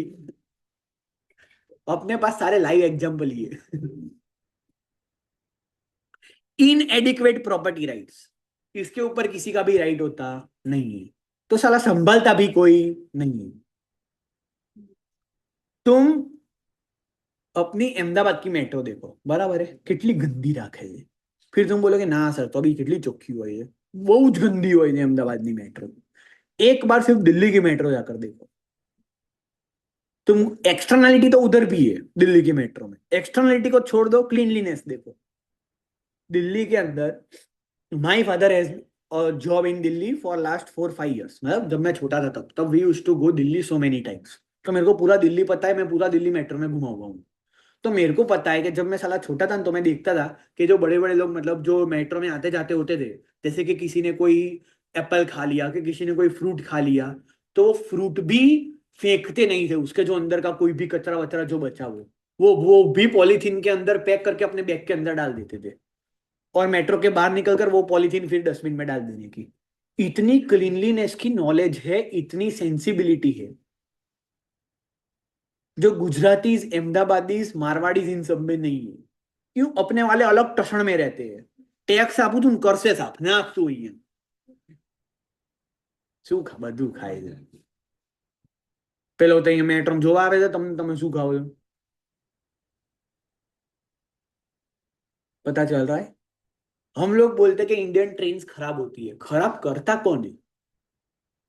हम। तो गलती किसकी है, गवर्नमेंट की कि हमारी? पहले हमारी फिर गवर्नमेंट की। समझ में आ रहा है कि कहीं भी जा रहे, कुछ भी कचरा कहीं भी कूड़ा फेंक रहे, that is our mistake, that is not governments mistake. इसका एग्जाम्पल देखना हो तो सिंपल एग्जाम्पल देख देगा। बेस्ट एग्जाम्पल देता हूँ, बराबर है। मैं यहाँ पे IIM रोड पे रहता हूँ, बराबर है। हमसे 5 मिनट ये बाजू जाऊं तो IIM आता है, 5 मिनट ये बाजू जाऊं तो हॉलीवुड आता है, बराबर है। हॉलीवुड, हॉलीवुड पता है, हॉलीवुड हॉलीवुड। वो पूरा अंदर वो क्या, हाँ, गुलबाई टेकरा वाला एरिया पूरा, जो अभी पूरा रीडेवलपमेंट में चल रहा है, वो पूरा 2 साल के अंदर अंदर खाली कर देंगे, बरोबर। अदानी वाले को दिया है, बिल्डिंग बन रही है, 5 माल बन चुके हैं, 13 माली के कुछ बना रहे हैं, फिर सबको उसके अंदर डाल देंगे तो सारा कचरा साफ, बरोबर है। अभी वो जो रास्ता है, आप वो रास्ते से निकलो, आपको पता चलेगा कितनी गंदगी रास्ते पे पड़ी है। पूरे गुलबाई टेकरा एरिया में सारी गंदगी रास्ते पे पड़ी रहती है, बराबर। आप सिर्फ वही 5 मिनट क्रॉस कर कर IIM रोड पर आओ, आपको कचरा नहीं मिलेगा। तो 5 मिनट में क्या चेंज हो गया? पब्लिक। दूसरा एग्जांपल, सत्याग्रह छावनी वाला एरिया देखा है, बराबर। इस्कॉन 4 रास्ता के पास सत्याग्रह छावनी, जो which is one of the most richest society of Ahmedabad, बरोबर है। सत्याग्रह छावनी से 5 मिनट पहले ही इसरो के सामने सेम ऐसा गुलबाई टेकरा जैसा एरिया आता है। आप वो देखो, पूरा कचरे से भरा हुआ। सिर्फ वो 4 रास्ता क्रॉस करो, वो इसरो वाली, इसरो कॉलोनी के जो सामने वाला एरिया है, वो क्रॉस करके सत्याग्रह छावनी वाले एरिया में जाओ, पूरा क्लीन, एक कचरा नहीं। तो कहाँ डिफरेंस है? क्या गवर्नमेंट उधर साफ सफाई करवाती है, इधर नहीं करवाती है? ऐसा कि भाई 4 रास्ता पहली बाजू नहीं करी, आ बाजू कर। तो इश्यू कहाँ आ रहा है? पब्लिक मेंटालिटी में। That is externality, that is inadequate property right, that is free rider problem. Maximum लोग बोलते हैं कि जो ईस्ट साइड वाला अहमदाबाद है ना, वो बहुत गंदा रहता है, बराबर है। वो गंदा रहता रख गवर्नमेंट नहीं रखती है, पब्लिक करती है। साफ सफाई तो उधर भी रोज सुबह होती है, पर उतने स्पीड में गंदगी करते हैं कि 8 बजे साफ सफाई हो तो 9 बजे जैसे दे वैसे। समझ में आ रहा है? तो आप जब भी कोई अच्छी लोकेलिटी में चले जाओ तो अपने आप साफ सफाई क्यों आ जाती है? क्यों? क्योंकि जिनके पास रिसोर्सिस है उनको वो रिसोर्सिस की वैल्यू पता है। कि अगर किसी ने यहाँ पर IIM रोड पे या तो सत्याग्रह छावनी में या तो बोपलामली रोड पर 3-4 करोड़ का फ्लैट लिया है, तो उसको पता है 4 करोड़ का फ्लैट किसको कहते हैं। It is a hell lot of money. 4 crore में तो मुंबई में भी घर आ जाए, पवई में, बराबर है। પવઈમાં બી આવી જાય, અને તમારે નાનું ઘર જોઈતું હોય 2 BHK તો એ તો જુહુ બેન્ડ્રામાં બી આવી જાય। तो उसको पता है वो पैसे की वैल्यू क्या है, इसीलिए वो अपने आजू बाजू सब साफ सुथरा रखता है। कि वो साफ है ना, इसीलिए मेरे घर की वैल्यू है। समझ में आ रहा है? सो तुम्हारी वैल्यू, तुम्हारे घर की वैल्यू, तुम्हारे खुद की वैल्यू किससे बनती है? पहली चीज साफ सफाई से। गंधरा बनीने फरो ने तो गमे ज नहीं। क्यों? सिंपल। जो again one of the basic ग्रंथ्स व्हाट इट सेज, कि भाई क्लीनलीनेस होती है ना, वहां पर लक्ष्य, वहां पर अपने सरस्वती आती है। क्या आती है? सरस्वती कभी भी गंदी जगह आती नहीं है। और जब जब सरस्वती आती है ना, तो वो अपने साथ साथ लक्ष्मी को लेकर आती है। और जब लक्ष्मी एंड सरस्वती दोनों आती है ना, तो गणेश जी सारे अच्छे काम करवाने के लिए स्टार्टिंग में खुद में खुद आते हैं। इसीलिए आप देखते हो कि जो इंसान पढ़ा लिखा होता है ना, अच्छे लेवल का पढ़ा लिखा, वो ना तो कभी आपको गरीब मिलेगा और ना तो कभी उसकी कोई चीज खराब जाएगी। फिर तुम देखोगे साला इसके पास ऐसा तो क्या है? बेसिक्स, क्लीनलीनेस, डिसिप्लिन, एजुकेशन, बस। कल जाकर मेरी जॉब कोई ले सकता है, ले सकता है। मेरे को जॉब से निकाल सकते हैं, निकाल सकते हैं। मेरे को JB सर निकाल सकते हैं, निकाल सकते हैं। मेरे को ICI निकाल सकती है, निकाल सकती है। पर क्या मेरी इकोनॉमिक्स की नॉलेज, क्या मेरी स्ट्रेटेजिक मैनेजमेंट की नॉलेज, कि क्या मेरी फाइनेंस की नॉलेज मेरे से कोई ले पाएगा? नहीं ले पाएगा। जब तक कोई ऐसा सड़िया लेके मेरा माथे के अंदर ना डाल दे, तब तक मैं पागल होने वाला नहीं हूं। That is why education is important. समझ में आया? People to act in their own self-interest will lead to the problem of free riding. No incentive for people to pay for goods because they consume it without paying it. मतलब तो ये जो माँ card वाले हैं, बराबर है? क्या माँ कार्ड गंदी चीज है? नहीं, पर उसका जो अब्यूज कर रहे हैं पब्लिक, क्या वो गंदी चीज है? हाँ। आज के टाइम पे आपको दिखता है कि सर आप यूएसए जाओ, आप कनाडा जाओ तो फ्री हेल्थ मिलता है, ये मिलता है, तो माँ कार्ड क्या, it is a free health, पर उसका अब्यूज हो रहा है, इसीलिए वो खराब हो रहा है। क्या तो क्या आप सामने वाला क्या सोचता है, एक बच्चा करूं क्या 5 करूं, खर्चा तो मेरे को होने वाला नहीं है, education free, ration free, health free, बरोबर, तो कि क्या करो, तो क्या मजे करो, पॉपुलेशन बढ़ा, यही सारी चीज के अगर अगर पे करना पड़े तो समझ में आ रहा है? तो अगेन इंसेंटिव ही नहीं है, कोई पे ही नहीं कर रहा है इसके लिए, इसीलिए सबके क्या है, मजे, क्या है, मजे। समझ में आ रहा है? Individual make no offer to pay for public good, profit maximising firm will not produce it. क्यों? कोई पैसे देने के लिए तैयार ही नहीं है, जो मुफ्त में मिल रहा है, तो कोई भी कंपनी उसको प्रॉफिट दिखेगा नहीं, तो कभी भी वो चीज बनाएगी नहीं। आप ऐसे गार्डन्स देख लो, कोई प्राइवेट गार्डन दिखा आज तक? अम्यूजमेंट पार्क दिखेगा, गार्डन दिखा कोई प्राइवेट? क्यों? फ्री में मिल रहा है, मैं पैसा क्यों दूं? गवर्नमेंट ने जब पहली बार कांकरिया के अंदर 10 रुपया चार्ज लगाया था ना, तब भी जोरदार विरोध किया था पब्लिक ने कि 10 रुपया हम नहीं देने वाले, हम तो फ्री में जाते हैं, ऐसा वैसा तैसा। पर वो 10 रुपया रखा, इसीलिए आज कांकरिया साफ सुथरा है। बाकी पब्लिक का त्रास तो उधर भी है। मैं तो उधर भी बोल देता हूँ कि कांकरिया में ना 1000 रुपए की टिकट रखनी चाहिए, फिर देखो कितना साफ हो जाए, मजा आ जाए, क्वालिटी सर्विसेज। और उधर भी आधार कार्ड के ऊपर ही अंदर एंट्री मिलनी चाहिए। तो सर क्या बाहर वालों से आपको तुम्हें अहमदाबाद में घर ले लो, आधार कार्ड के ऊपर अहमदाबाद का एड्रेस दिला दो, तुम भी घुसो, किसने मना किया? बिंदास। क्यों? मुंबई किसने बिगाड़ा? बाहर वालों ने, बरोबर। बेंगलोर किसने बिगाड़ा? बाहर वालों ने। दिल्ली किसने बिगाड़ा? बाहर वालों ने।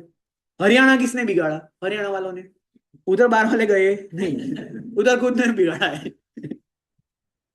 पुणे किसने बिगाड़ा? भाई पुणे तो जो बिगाड़ा है वो पूरा इंडिया ने मिलकर बिगाड़ा है, बरोबर। क्यों बिगड़ता है? क्योंकि जब तुमको पता है मेरे को पहचानने वाला कोई नहीं है, तो I can behave the way I want, इसीलिए तकलीफ होती। इसलिए आई एम नॉट अहमदाबाद विरोधी, I am each and every one person विरोधी जो कांडी करके घूमता है। क्यों? क्योंकि मुंबई के लिए अहमदाबाद वाले भी बाहर वाले ही है, तो अहमदाबाद वालों ने मुंबई बिगाड़ा, हाँ बिगाड़ा, सिंपल। समझ में आ रहा है? इसलिए तुम देखोगे तो बाहर वाले जितने भी यूरोपियन यूनियन वाली कंट्रीज है ना, वो बाहर वालों को जल्दी एंट्री नहीं देती, और उनके मन में वो इमिग्रेंट्स के लिए अलग चीज होती है। क्यों होती है? Because they are destroying their culture. अब वही चीज हम इंग्लिश में बोलते हैं ना, they are destroying their culture, तो हमको ऐसा लगता है वाह कितनी जोरदार बात कर दी, कल्चर बचा रहा है। हम हमारे वहां करते हैं, ये भाई आ जूनी वस्तु जो जूनी रह गई ना, फेंको न, बगाड़ो, तोड़ो, फटाफट करो। तो हमारे लिए वो पुरानी चीज है, उनके लिए वो कल्चर है। हमारे लिए कल्चर मजाक है और उनके लिए इंपॉर्टेंट है। समझ में आ रहा है? तो इन सारी चीजों का ध्यान रखना। When you get educated, when you are in control of few people, take care, the change will start from you guys, because you guys will be educated. बाहर वालों से तो कोई उम्मीद ही नहीं है, अनपढ़ गवारों से। इसलिए तुम देखो कोई भी सीए कभी भी मिसबिहेव करते हुए नहीं दिखेगा। क्यों? पता है भाई एजुकेटेड लोग के इमेज है, इमेज खराब हो जाएगी, करने की इच्छा फिर भी ना कर पाए। क्यों? इमेज। पता चला इंस्टीट्यूट के प्रोफेशनल एथिक्स में लिखा है कि तुम ऐसे रास्ते पे कभी पकड़े जाओ तो तुम्हारी डिग्री ले लेंगे। तो इंस्टीट्यूट को ऐसी सब मस्ती पसंद नहीं है। Fear through public goods are extremely valuable for well-being of the society. Left to market will not be produced, will be underproduced. Hence, market will fail. मतलब तो पब्लिक गुड्स है ना, अगर तुमने मार्केट के ऊपर छोड़ दिया ना, तो पब्लिक गुड बनेंगे ही नहीं, अट्रैक्टिव गार्डन बनेंगे ही नहीं, इसको इंटरेस्ट ही नहीं है। तो हमेशा क्या रहेंगे, अंडर प्रोड्यूस रहेंगे। क्या रहेंगे, अंडर प्रोड्यूस। और वो अंडर प्रोड्यूस रहेंगे इसलिए मार्केट क्या हो जाएगा, फेल। क्या हो जाएगा, फेल। अब बारी आई इनकम्प्लीट इंफॉर्मेशन की। किसकी बारी आई, इनकम्प्लीट इंफॉर्मेशन। जो हमने 4 पॉइंट पढ़ने थे, पहला था मार्केट पावर, दूसरा था एक्सटर्नलिटी, तीसरा था पब्लिक गुड एंड चौथा था इनकम्प्लीट इंफॉर्मेशन। तो अब चौथे की बारी। अब समझो मैंने ये नियोजन केमिकल है, बराबर है, मैंने जो एक कंपनी खोली थी, समझो मैंने नियोजन केमिकल का स्टॉक लिया है, मैं 20% लॉस में हूँ। कितने टके, 20%। मैंने इधर आकर बोला, आईसीआई में बोला, सब जगह बोला, जेबी सर को बोला, बाजू वाले क्लास में बोला, इंटर के क्लास में बोला, नियोजन केमिकल इंटरनल न्यूज, मैंने फंडिंग दे दी है, 1300 करोड़ का प्लांट डाल रहा है, 1800 करोड़ तक का प्लांट बनेगा, इंडिया का पहला इलेक्ट्रोलाइट का प्लांट बनेगा, जहां स्टॉक ले ले, जोरदार काम करेगा, बहुत बढ़ेगा, 6 महीने के अंदर अंदर भाव डबल, तुम सब खुश हो गए, घर गए, 50-50 हजार के स्टॉक लिए, स्टॉक दौड़ना चालू। मेरा लॉस था, लॉस रिकवर हो गया, मैंने एग्जिट मार दिया, तुम सब गए। वो क्या है, इनकम्प्लीट इंफॉर्मेशन। तुम जो इंस्टाग्राम पर स्टोरिया देखते हो, एक टकला इंसान आता है, ये जो स्टॉक है ना, मोटा भाई ने ऐसा किया, इसलिए ये वाले स्टॉक की कंपनी ये इतना बढ़ जाएगा, वो क्या, इट इज अ पेड। वो तुमको बता रहा है पुश करने के लिए, भाई तू खरीद तो मैं निकलूं।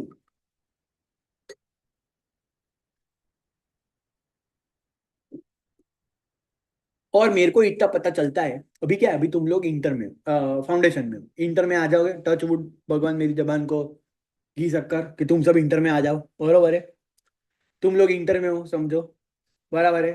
फिर तुम्हारे अंदर जीवन में पूरा का पूरा स्टॉक मार्केट का प्रवेश होगा, तुम लोग स्टॉक मार्केट में ट्रेडिंग करना सीखोगे, ये सीखोगे, वो सीखोगे। फिर तुम्हारे अंदर चूल चढ़ेगा कि देखो सर, अगर हम ये पैसा इतने के लिए इतने डालें तो 10% मिलता है, इतने के लिए इतने डालें तो 12% मिलता है, सर इतने के लिए इतने डालें तो ये मिलता है, तो सर एक काम करते हैं, ये सब छोड़ते हैं, मेन काम तो यही है सर, जो स्टॉक मार्केट है इससे अच्छा कोई है ही नहीं, उसमें आपको 5-6 रील दिख जाएगी, वो 2-3 ब्रोकर्स की, कि देखो मेरे पास ये घड़ी है, मेरे पास ये है, मैं ऐसे घूमता हूँ, तुम खुश हो जाओगे, तुम स्टॉक मार्केट में चले जाओगे। वो चले जाने से पहले एक चीज सोचना कि अगर स्टॉक मार्केट से पैसे वाले बनते तो मोटा भाई इंडस्ट्री नहीं डालता, वो स्टॉक ब्रोकिंग का बिजनेस डालता। वो इंडस्ट्री में एम्प्लॉय नहीं खरीदता, वो स्टॉक ब्रोकर खरीदता, उसके वहां बिठाता, पैसा देता और हर 2 महीने डबल करवाता। तो वो चीज पॉसिबल है नहीं। On an average stock market, तुम ऊपर से नीचे गिर जाओ ना, ऊपर से नीचे, तो भी तुमको 10 से 12% से ज्यादा सीएजीआर नहीं देगा। क्यों, 2 साल 50-50 कमाओगे ना, तीसरा साल मैं गारंटी देता हूँ 120% माइनस करके निकलोगे, गारंटीड है। कुछ भी कर लो। तो बस उतना ध्यान रखना कि भाई इन सब मोह माया में पड़ना नहीं। और अगर जीवन में ऐसा कभी लगे कि नहीं सर पैसे आ रहे, इन्वेस्ट करना है, कहाँ करना है, ऐसे आंखें बंद करने की, गोल्ड के शोरूम में जाने का, गोल्ड लेके आ जाने का। Gold always rocks. एसजीबी में भी दिखाया था, गोल्ड रॉक करता है, गोल्ड हमेशा रॉक करता है, रॉक करता था और करता रहेगा। सिंपल एग्जांपल, अगर कोई इंसान 2000 में, देखो सिंपल एग्जांपल दिखाता हूँ, देखो देखो, और आज से ज्यादा दूर की बात नहीं करते, 2010 की बात करते बस। 2010 गोल्ड प्राइस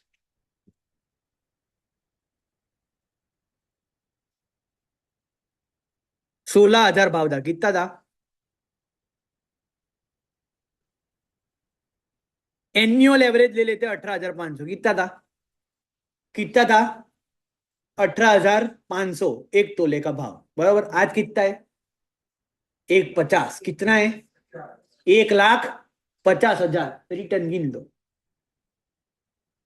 कोई स्टॉक मार्केट काम में आएगा नहीं, कोई ज्यादा एक्स्ट्रा ऑर्डिनरी ज्ञान काम में आएगा नहीं, ऐसे आंख बंद करने का, गोल्ड लेने का, बात खत्म करने का, जिंदगी खुशी वाली मस्त।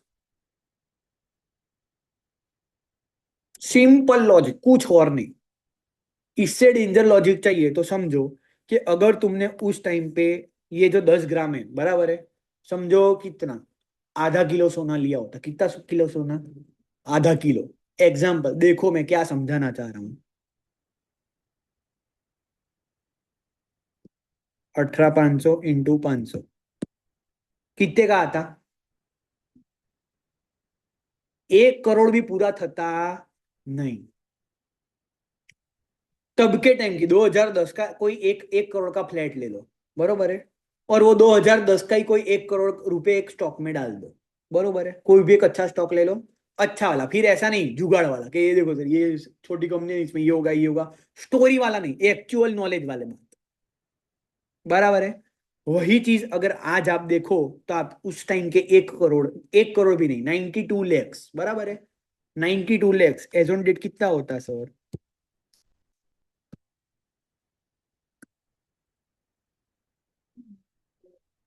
क्या वो 1 करोड़ का घर आज 7.5 करोड़ का होता? नहीं होता। कोई दूसरा बड़ी मास्टर नॉलेज है ही नहीं इन्वेस्टिंग में। इसलिए तुम देखो, पटेल लोगों के पास अंधा पैसा है, कहां से आया? गोल्ड से आया। पटेल लोगों को क्या पता चलता था पुराने जमाने में? पैसे आए ना, क्या लो? गोल्ड। गोल्ड बहुत हो गया तो क्या लो? जमीन, बस। बाकी कुछ पटेल को आता नहीं था। आज भी पटेल को क्या कुछ आता? कुछ नहीं आता उनको। उनको क्या आता है? पैसे आ रहे, गोल्ड ले लो, जमीन ले लो, उनको और कुछ दिखता ही नहीं है। And that is why they are one of the most richest community. क्यों? This is the reason. वो 1 करोड़ का घर आज कितने करोड़ का? 7.5 करोड़ का होता नहीं भाई। एसजी हाईवे निकली जाए बाजू थी तो 7.5 नो तो ना था। पता चला? तो this is the magic of gold. तो कुछ पता नहीं चले जीवन में इन्वेस्ट करने में तो किस में करने का? गोल्ड। क्यों? रियल इस्टेट खरीदो, अगर घर खरीदा, बराबर है। अभी लोग क्या बोले पता है? अहमदाबाद में बहुत भाव बढ़ेंगे, बहुत भाव बढ़ेंगे। आज से 10 साल के बाद तो अहमदाबाद का नक्शा चेंज हो जाएगा, बराबर। 3 गुना भाव हो जाएंगे 10 साल में। 10 साल में कितने गुना भाव होंगे? 3। तुमने आज फिर से अभी याद करके रखना, 1 करोड़ का घर ले लो अहमदाबाद में, बरोबर है। 2035 में देखना उसका भाव क्या होगा, और आज 1 करोड़ का सोना ले लो, वो सोने का भाव 2035 में देखना क्या होगा। आपको डिफरेंस पता चल जाएगा। वो 1 करोड़ का घर अगर 3 गुना बढ़ जाए फिर भी 3 करोड़ का होगा। 3 करोड़ से ज्यादा होगा? नहीं। अगर मेरे को वही 3 करोड़, पहले देखो कैलकुलेट करते, अगर 1 करोड़ का सोना मैंने आज लिया, कितने करोड़ का? 1 करोड़ का, डिवाइडेड बाय, तो 1,50,000, 24 कैरेट का वो लगड़ी ले ली, बराबर। 24 कैरेट वाली, 22 कैरेट का भाव 1,33, 1,33,390 है, बराबर। लास्ट संडे का भाव वो था, 1 मिनट ज्यादा होगा, 1.5 लाख, बराबर। तो तुम्हारा कितना ग्राम सोना आएगा? कितना तोला सोना आएगा? 66 तोला सोना आएगा, मतलब 660 ग्राम सोना आएगा, बराबर है। वही उसको अगर तुमको 3 करोड़ करना है 2035 में, इक्विवेलेंट टू घर का भाव, बरोबर है। तो 660 था ग्राम, तोले में गिनते बरोबर है, 66.66 तोला था। तो गोल्ड का भाव किधर जाना चाहिए? 4.5 लाख। किधर जाना चाहिए? 4.5 लाख। सर 1.5 लाख से 4.5 लाख कहीं नहीं गया, ये रहा। 2 वॉर और हो जाए ना, 4.5 लाख पहुंच जाएगा। सिर्फ 2 गांडे लोग चाहिए जो एक दूसरे पे मिसाइल छोड़ दे, काम खत्म। तो फिर आज के टाइम में जो पब्लिक बोलती है ना कि उस टाइम पे अगर सोना ले लिया होता ना तो आज ऐसा था, उस टाइम पे तो 20,000 में तोला मिलता था, 20,000 में कुछ नहीं मिलता। 2035 में तुम ऐसा बोलो, उस टाइम पे तो 1.5 लाख में एक तोला मिलता था, आज तो 1.5 लाख में पतरा भी नहीं मिलता है। तो वो सेम स्टोरी तब रिपीट होती है। तो जनरेशन चलाने के लिए क्या काम में कर होता है? गोल्ड। सिंपल। तो always 20 to 30% of your portfolio आंखें बंद करके किसमें डाल देने का? गोल्ड में। समझ में आ रहा है? उससे दो चीज होती है, एक इन्वेस्टमेंट भी होता है और एक मम्मी भी खुश होती है। गोल्ड आया, गोल्ड आया, गोल्ड आया। समझ में आ रहा है? ये last Sunday I again went gold लेने के लिए, बराबर है। तो तब मैं पुरानी अपनी रिंग पहनता था, वो मैंने 19,000 में रिंग ली थी, 19,000 में मैंने रिंग ली थी।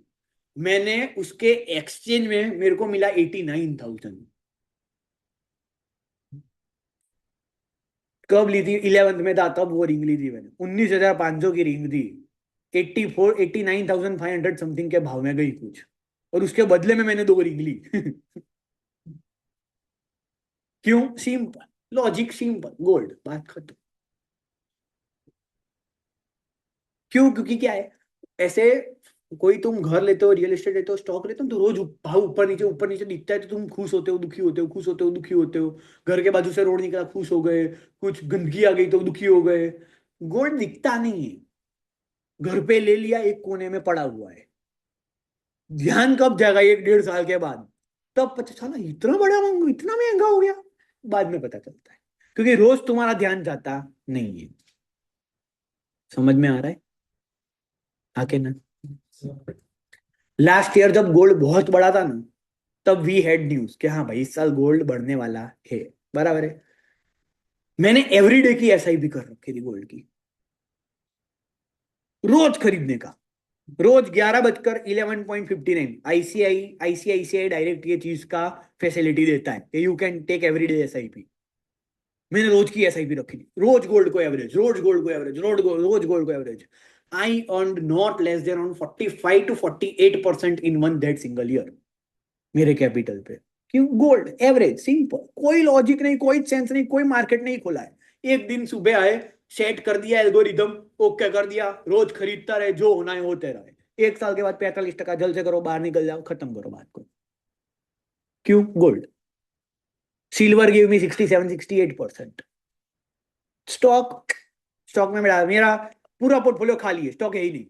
या तो म्यूचुअल फंड मिलेगा या तो गोल्ड मिलेगा, स्टॉक एक भी नहीं मिलेगा। एक ही स्टॉक है सिर्फ, M&B इंजीनियरिंग। क्यों? क्योंकि उधर मेरे पापा है, तो आई नो क्या क्या होता है उधर, क्या नहीं होता है। तो again it is what it is, insider trading, तो आई कैन डू। तो मेरे को पता है उधर क्या कब होता है, तो मैं उसमें कमाता हूँ। पापा नहीं कमा सकते, वरना उनके ऊपर केस हो जाए इनसाइडर ट्रेडिंग का, मेरे ऊपर नहीं हो सकता, तो मैं कमाता हूँ। समझ में आ रहा है? अभी इनकम्प्लीट इंफॉर्मेशन की बारी किसकी? परफेक्ट इंफॉर्मेशन होता है जो बायर एंड सेलर दोनों को कंप्लीट इंफॉर्मेशन देता है। पर कभी कभी कोई कोई चीज में कॉम्प्लेक्सिटी होती है, करेक्ट इंफॉर्मेशन में डिफिकल्टी होती है, या तो डेलिबरेटली मिस इन्फॉर्मेशन फैलाते हैं। जैसे कि मैंने वो एग्जांपल दिया कि ये स्टॉक ले लो, ये स्टॉक ले लो, डेलिबरेटली क्या फैलाई मैंने? Miss information. दूसरा क्या है, तो ये कॉम्प्लेक्स होता है प्रोडक्ट को समझना। जैसे कि म्यूचुअल फंड, म्यूचुअल फंड की एनएवी किसके ऊपर से डिराइव होती है तुमको पता ही नहीं चलता है। तो अगर उसमें कोई फ्रॉड कर दे तो भी पता चलेगा नहीं। फिर तो बोले गेटिंग करेक्ट इंफॉर्मेशन। एग्जाम्पल, कोई पैकेट पड़ा है, पैकेट पैकेट खाने का पैकेट,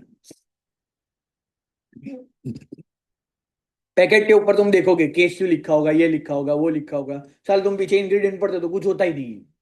बराबर है। केश्यू गुड डेज में केश्यू इज 0.8%, तो साला वो केश्यू हुआ नहीं हुआ। समझ में आ रहा है? इसलिए अगर आइसक्रीम खाना हो तो कौन सा खाने का? हाँ हाँ हाँ, सबसे गंदा। If you want to go for ice cream, which two brands are the best ice cream brands in terms of ingredients? First comes Naturals. Naturals जितनी अच्छी क्वालिटी कोई यूज नहीं करता है। And second is Amul. बाकी हेवमोर है, फिर क्वालिटी वॉल्ट है। They are frozen desserts, they are not ice creams. Ice cream में मिल्क आता है, फ्रोजन डेजर्ट के अंदर मिल्क नहीं आता है। Amul is the single brand जो आइसक्रीम बेचता है, वो फ्रोजन डेजर्ट नहीं बेचता है। हाँ, उसके अंदर भी वो लोग केमिकल्स, तेल, वो सब डालते हैं, बट वो प्योर जो बेसिक रॉ मटेरियल है वो मिल्क यूज करता है। And that is the reason it comes under ice cream, and that is the reason it is a good ice cream. तो if budget is an issue, go for Amul. If budget is not an issue, always always always Naturals. और कोई ice cream नहीं खाने का, क्योंकि naturals जो quality use करता है, नेचुरल खुद बोलता है कि हम तीन ही चीज यूज करते हैं, बस तीन से ज्यादा इंग्रेडिएंट उसके कोई भी आइसक्रीम में नहीं होते। एक जो चीज खा रहे उसका पल्प, दूसरा उसका फ्रीजिंग एजेंट, और तीसरा उसके साथ दूध और उसका शुगर, बस, और कुछ नहीं। And that is the reason कि नेचुरल्स इतनी जल्दी इतना बड़ा हुआ कैसे हुआ? बिकॉज जिनके पास नॉलेज है they always prefer what? Naturals. Naturals जब खुला था, फर्स्ट ब्रांच मुंबई में खुली थी उसकी, बरोबर है, मुंबई के सारे बड़े लोग नेचुरल्स खाते थे। उसमें अमिताभ बच्चन भी आ गया कि नेचुरल की दुकान आए तो खड़ी रहकर अमिताभ बच्चन भी उतर कर नेचुरल का आइसक्रीम लेने जाता था। क्यों? Quality, simple. तो ये जो इनकम्प्लीट इंफॉर्मेशन फैलाते हैं, दूसरी एक इनकम्प्लीट इंफॉर्मेशन की example, man will be man, blue stem. Advertisement देखिए, मैन विल बी मैन, आज की रात में, वो ऐसे पेट दबा के रहता है, वो लिफ्ट में आती है, वो जाते हुए पेट छोड़ देता है, याद आता है ऐसे एडवर्टाइजमेंट देखी है? फिर आती है वो सीडी, ब्लू इंपेरियल, बरोबर है। वो सीडी बेचते हैं? नहीं, वो दारू की ब्रांड है। आज के टाइम में कौन डीवीडी यूज करता है, कौन वीसीडी यूज करता है, तो कौन सीडी लेता होगा? हाँ, packet drinking water, Kingfisher. Kingfisher की कौन सी बोतल देखी पानी वाली? दिखाओ तो मेरे को एक बोतल दिखाओ। हाँ हूँ नहीं पीतो, तू पीते એટલે તને ખબર बता तो होगी ना सर एड्स देख के नॉलेज सब चीज की। तो ये क्या है? Getting correct information. क्या है? Getting correct information. Incorrect information मिलती नहीं, उसको बोलते हैं एसिमेट्रिक इंफॉर्मेशन। क्या बोलते हैं? एसिमेट्रिक। सिमेट्रिक मतलब दोनों का इक्विवेलेंट, एसिमेट्रिक मतलब किसी के पास ज्यादा किसी के पास कम। जैसे कि ये बेल कर्व पढ़ते थे छोटे थे तब, बेल कर्व। ये जो बेल कर्व होता था, ये क्या था? सिमेट्रिक बेल कर्व था। क्यों? क्योंकि बीच में से काटे तो दोनों जगह सेम होता था। फिर तो क्या, अगर ये ऐसा हुआ है तो ये क्या है? तो कि ये एसिमेट्रिक है। क्यों? बीच में से काटेंगे तो इधर इतना आएगा, इधर इतना आएगा। समझ में आ रहा है? तो एसिमेट्रिक इंफॉर्मेशन सबसे ज्यादा कहाँ दिखती है? तो क्या, लैंडलॉर्ड्स की प्रॉपर्टीज में, बोरोवर की एबिलिटी टू रीपे लोन में, यूज्ड कार में, और हेल्थ इंश्योरेंस में। मतलब तो क्या जमीन का ओनर है, उसी को पता होता है कि ये जमीन के ऊपर क्या क्या कांड हो चुके हैं, बराबर है, और किसी को पता होता नहीं है। विजय माल्या ने जाकर बोला, विजय माल्या छोड़ो, उसका एग्जांपल क्यों लेना? मैं मेरा ही एग्जांपल लेता हूँ। मैंने बोला मेरे को पीएसपी का कंपटीशन खड़ा करना है, मेरे को बाजू वाले जो दो ऑफिस है ना वो खाली है, मेरे को उस पे पीएसपी की जगह एसपीएस बनाना है, बराबर है। अपन पीएसपी का कंपटीशन डालते हैं। उसके लिए मैं बैंक के पास गया, मैंने बैंक से 50 करोड़ की लोन ली। कितने करोड़ की? 50। बैंक ने बोला भाई तू क्या कर रहा है? मैंने बोला नहीं, हम अंदर गोल्ड के टेबलेट पे पढ़ाएंगे, क्वालिटी सर्विसेज देंगे, rich people, HNI, super HNI के लिए पढ़ाएंगे, और किसी को नहीं पढ़ाएंगे। बैंक खुश हो गई, वाह वाह वाह, लग्जरी हो रहा है, दे दो दे दो दे दो। अंदर के अंदर मेरे को तो पता था कि जिस दिन मेरे खाते में 50 करोड़ आए, मैं रफू चक्कर होने वाला हूँ। जिस सेकंड मेरे खाते में 50 करोड़ आए, दूसरी सेकंड के अंदर अंदर मैंने उसको ट्रांसफर करा स्विस बैंक में, और मैं उड़ गया Singapore. Tata bye bye, see you. मतलब तो क्या बोरोवर को ही पता होता है कि उसकी एबिलिटी टू रीपे लोन है कि नहीं है। कभी भी लैंड जो करता है, जो लोन देता है, उसको पता होता नहीं है कि इंटेंशन कैसा है इंसान का। समझ में आया? अब भी गरम गरम एग्जांपल तू, गरम गरम। We are also in the landing business, बराबर है। ऑनलाइन वाले 2 मिनट के लिए म्यूट कर रहा हूँ, पब्लिक प्लेस पे बोल नहीं सकूंगा, it is a private information.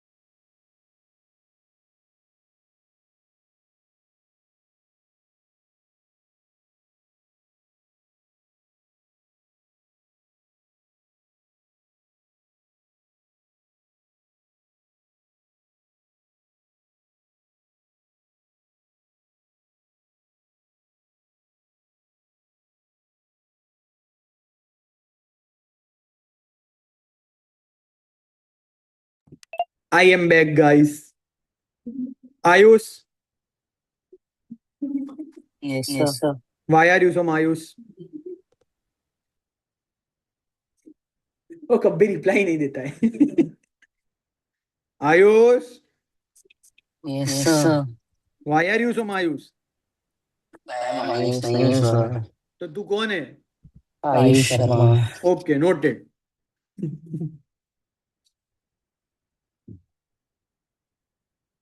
तो समझ में आया. तो बोरोवर कोई पता होता है कि उसकी नीयत कैसी है. बराबर.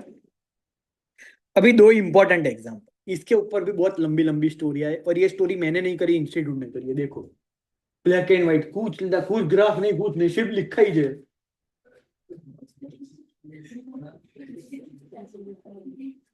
यहां तक सिर्फ स्टोरी करिए, सिर्फ लवारी. अंदर पढ़ोगे तो दो लाफे मारने की इच्छा हो जाएगी. क्या स्टोरी समझे पता? देखो, ये स्टोरी मेरी नहीं है. किसकी है? इंस्टीट्यूट की. जो मैं हाईलाइटेड पोर्शन में दिखाऊंगा यही लिखा है, कुछ नया लिखा नहीं है. पहले स्टोरी सुनते हैं.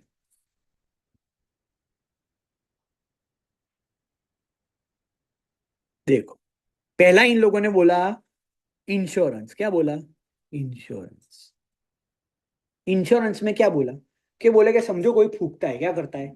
फूकता है. अभी उसने डिसाइड किया कि अपन हेल्थ इंश्योरेंस लेता है. क्या लेता है? Health insurance. उसने 6 महीना फूकने का बंद कर दिया. इंश्योरेंस लेने गया, इंश्योरेंस में टिक कर दिया नो स्मोकिंग. बरोबर है. चेकअप आया, चेकअप ओके आया क्योंकि 6 महीने से फूका नहीं है. बराबर है. जिस दिन इंश्योरेंस पास हुआ कि हाँ भाई अब तेरे को 10 करोड़ का इंश्योरेंस मिलेगा, तेरे को इतना प्रीमियम देने का. बरोबर है. दूसरे दिन से सिगार फूकना चालू. सीधा सिगार, सिगरेट भी गई तेल लेने.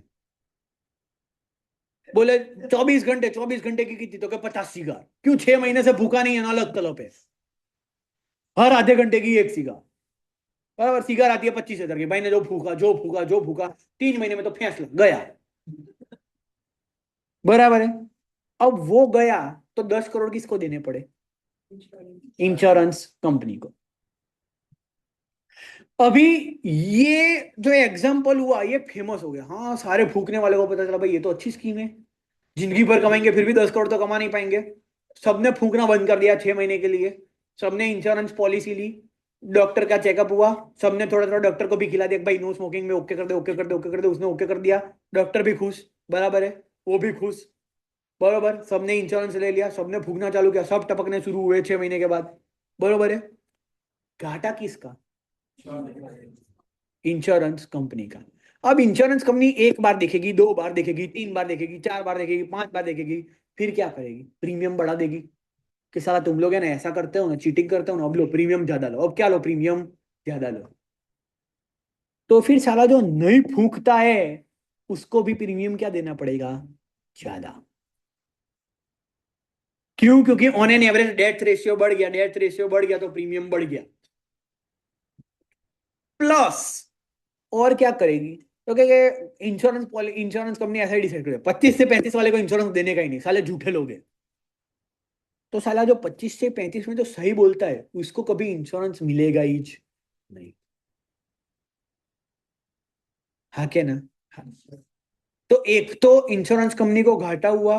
बराबर. दूसरा, इंश्योरेंस प्रीमियम बढ़ा देने से जो ले पाता था अब वो भी नहीं ले पाएगा, तो उसको भी घाटा हुआ.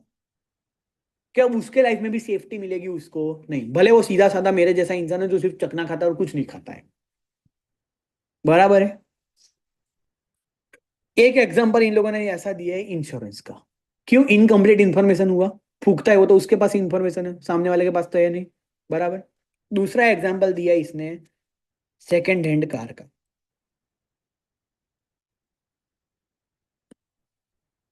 Second hand car. क्या हुआ सेकंड हैंड कार? तो क्या सिंपल, अपना जो आयुष है ना, आयुष आयुष वाई आयुष हम आयुष, आज हमको पता चलेगा आयुष मायूस क्यों है. आयुष कौन सी गाड़ी पसंद है तेरे को?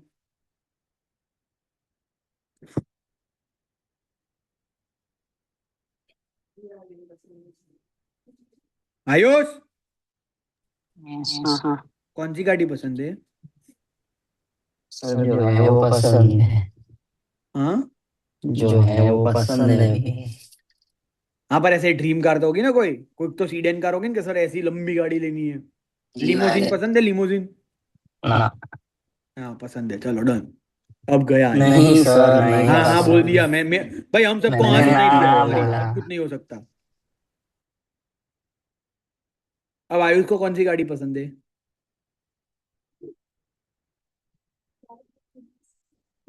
लिमोजिन कौन सी पसंद है? लिमोजिन। और लिमोजिन में 2 से ज्यादा पहिए होते हैं, बराबर है। तो ऐसे देखकर सब 3 पहिए वाली गाड़ी होती है, लिमोजिन में होते हैं। लिमोजिन में 36 पहियों तक की लिमोजिन है, तो it is okay, it is normal, बराबर। तो ये भाई ने क्या ली? लिमोजिन ली। क्या ली? लिमोजिन। पर भाई को गाड़ी चलानी आती नहीं है, बराबर।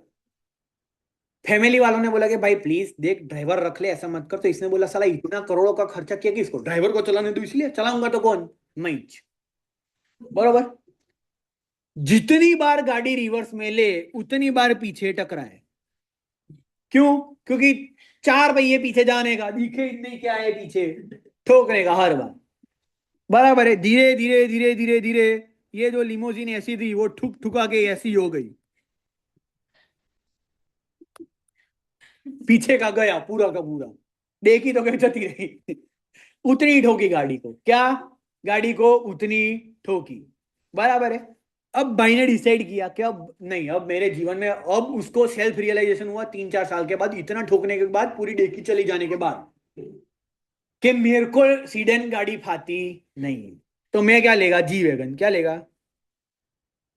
क्यों? तो के पीछे से तो ऐसे भी सपाट है, तो टेंशन ही नहीं, बराबर। जी वैगन तो साफ ही है पीछे से, एकदम क्लियर बात, तो के अपने को चलाने में मजा आएगी, बराबर है। बोले अब ये गाड़ी का क्या करूं? तो के सेकंड हैंड में बेचनी पड़ेगी, बराबर है। अब है तो इंसान होशियार, बराबर।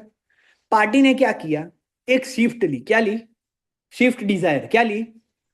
वो स्विफ्ट डिजायर के पीछे की डेकी आती है ना, इधर वेल्डिंग करवा दी,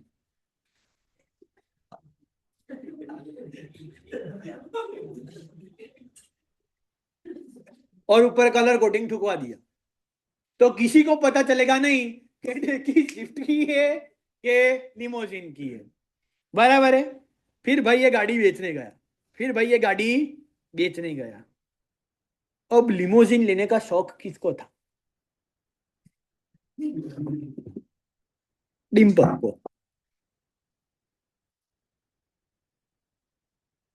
डिम्पल ने ये गाड़ी देखी, डिम्पल ने बोला, भाई साहब क्या गाड़ी है, मस्त गाड़ी है, ले लो। भाई साहब ने गाड़ी ले ली, बराबर। उसका एक्सपीरियंस कैसा रहा? खराब। कैसा रहा? क्यों? तो क्या साला जिस दिन डेकी खोली उस दिन पता चला कि साला लिमोजिन में पीछे तो सिर्फ डिजायर लिखा है, डेकी के ऊपर ऐसे ऊपर देखे अंदर तो क्या सिर्फ डिजायर, बराबर। और ये क्या है?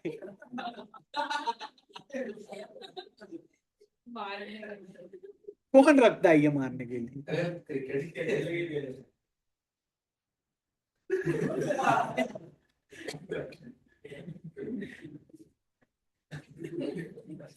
बेहद अच्छा है, ग्रीप अच्छी आ रही है। पता है कोई कोई जो खराब बैट्समैन होता है ना, खराब बैट्समैन, वो सारे उंगली ऐसे रख के खेलते हैं। जो अच्छे बैट्समैन होते हैं वो ऐसे खेलते हैं, सारे खराब बैट्समैन ऐसे खेलते हैं। इंटरनेशनल तो सारे ऐसे ही खेलते हैं, बाकी सारे खराब बैट्समैन जितना खराब ना उतनी उंगली बाहर, 1 2 3। क्यों? तो क्या ऐसे रखते हैं तो ग्रिप ऐसे करके फिर ऐसे मारने में मजा आती है। अरे तू बैट्समैन खराब थे।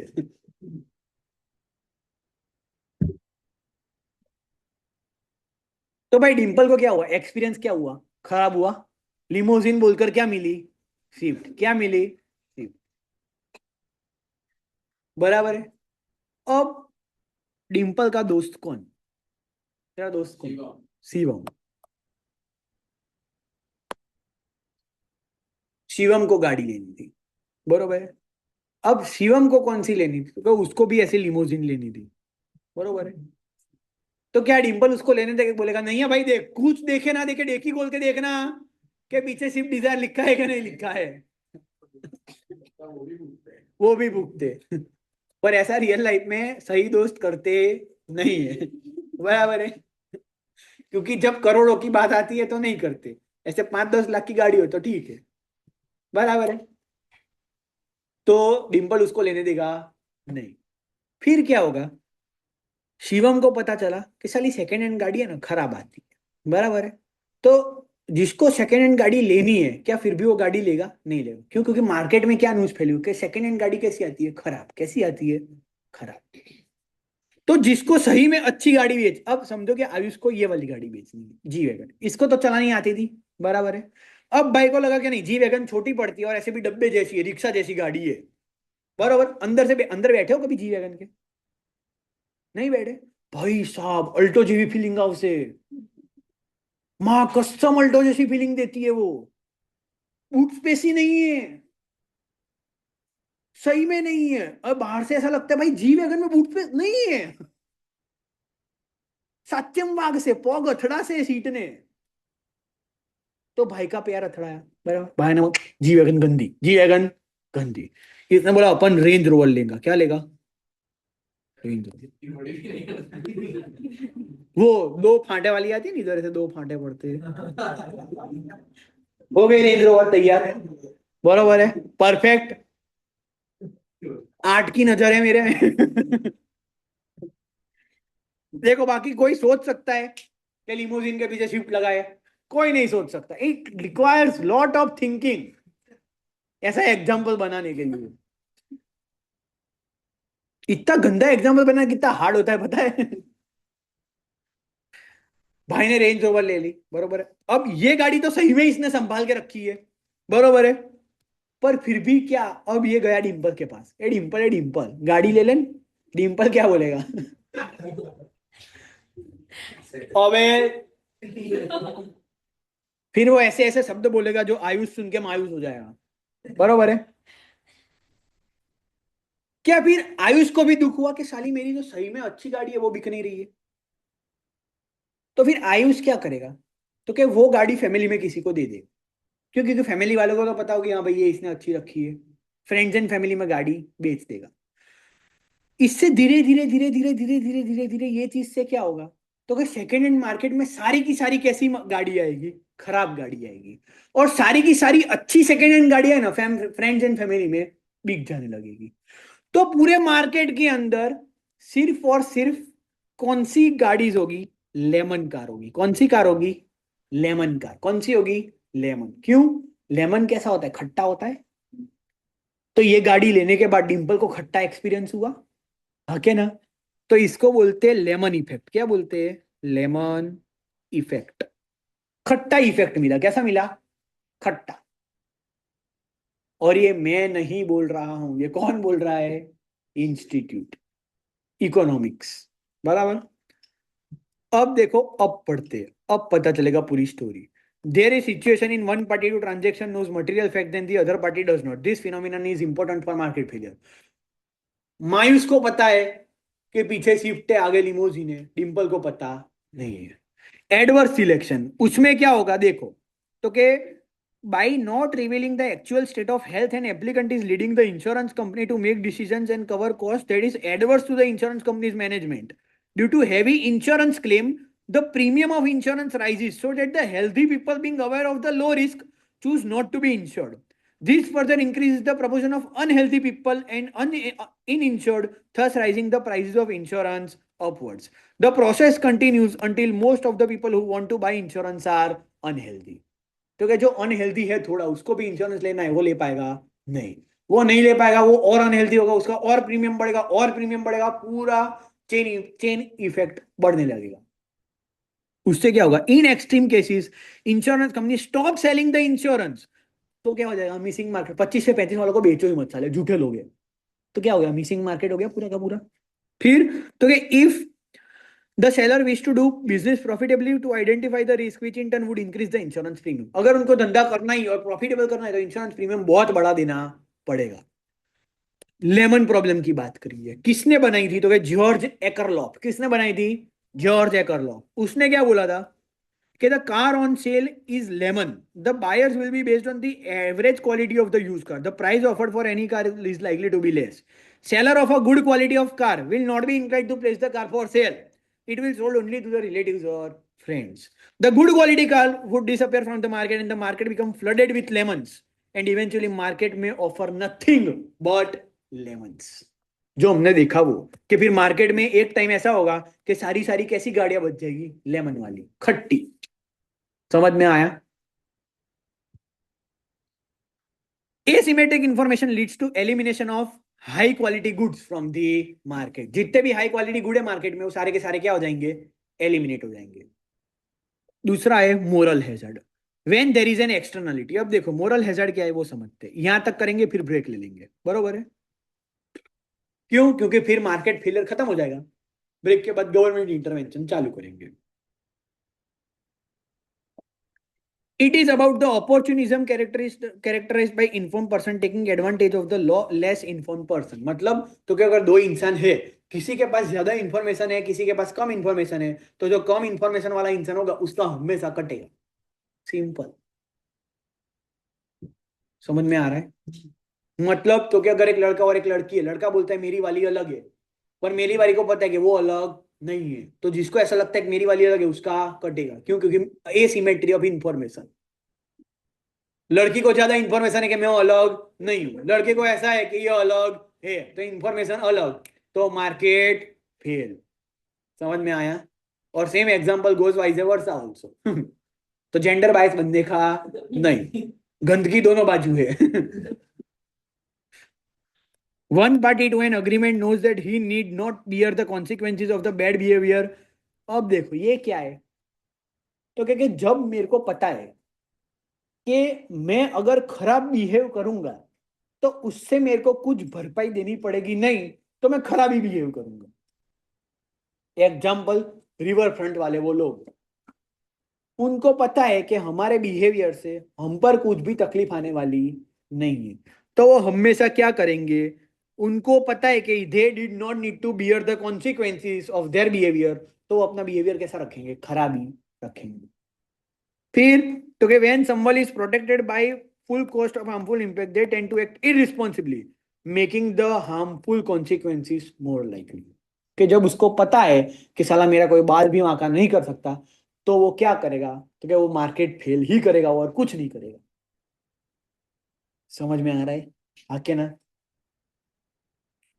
अब फिर से इंश्योरेंस वाली बात, the problem lies in the fact that insurance company can not observe people's action post sale. Post sale के बाद उसने जो सिगार फूकना चालू किया था वो, therefore they cannot judge without costly monitoring the occurrence of accident is genuine outcome of lack of caution on the part of insured। मतलब तो क्या समझो, मैंने ये वाली रिंग ली, बरोबर है, मैंने पुरानी रिंग दे दी, नई वाली रिंग ले ली। मैंने जो ये रिंग ली इसके ऊपर उन लोगों ने मेरे को फ्यूचर जनरली का 1 साल का इंश्योरेंस दिया है। कितने साल का? 1 साल का। कि अगर ये रिंग मैं पहन के जा रहा हूं और कोई मेरी रिंग चोरी करके भाग जाए तो मेरे को रिंग के पूरे पैसे मिलेंगे इंक्लूडिंग लेबर कॉस्ट, बरोबर है।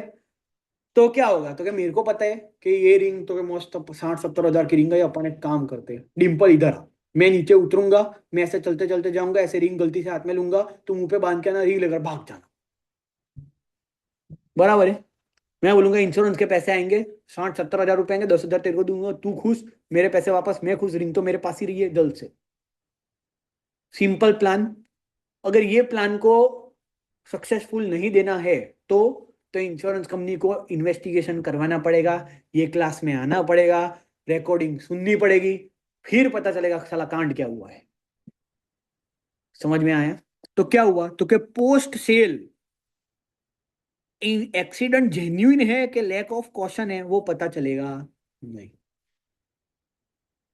तो उससे क्या होगा, expected outflow in terms of insurance claim is higher, insurance claim ज्यादा जाने लगेंगे, force to increase the insurance premium for everyone, or at extreme even refuse to sell insurance, at which missing market हो जाएगा कि साला हमको अब insurance ही देना नहीं है, बात ही खत्म। समझ में आया? तो बोला था ये पूरी की पूरी स्टोरी है और कुछ नहीं है, तो पूरी की पूरी क्या निकली स्टोरी, गाड़ी की और किसकी, इंश्योरेंस की। तो गवर्नमेंट का रोल क्या होगा सर इसके अंदर, वही जो एडम स्मिथ ने बोला था, वो सिर्फ इसमें एक ही चीज चेंज करने की। पब्लिक वर्क्स कौन करेगा, government. Legal rules regulation rule of law कौन करेगा, तो क्या गवर्नमेंट। कंपटीशन, ये चीज इसने ऐड कर दी, डिफेंस को हटा दिया और ये ऐड कर दिया कि क्या, competition and consumer law framework, NCLT देखा था, मर्जर पॉलिसीज लाने की, ये लाने का, वो लाने का, वो सब कौन करेगा, तो क्या गवर्नमेंट। कौन करेगा, गवर्नमेंट। आगे मिलते हैं 10 बजे एग्जिट ब्रेक के बाद and we will start with government intervention.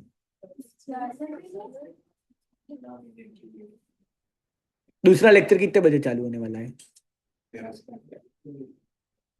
कितने बजे? अभी એવું નહીં, મારો 10 એના પછીનો લેક્ચર બીજો કેટલા વાગે? 10:15 કોણ, તો अपन 10:05 10:10 को चालू कर देंगे, बस 10:05 तक रखो, 15 मिनट का ब्रेक रखो, जाओ।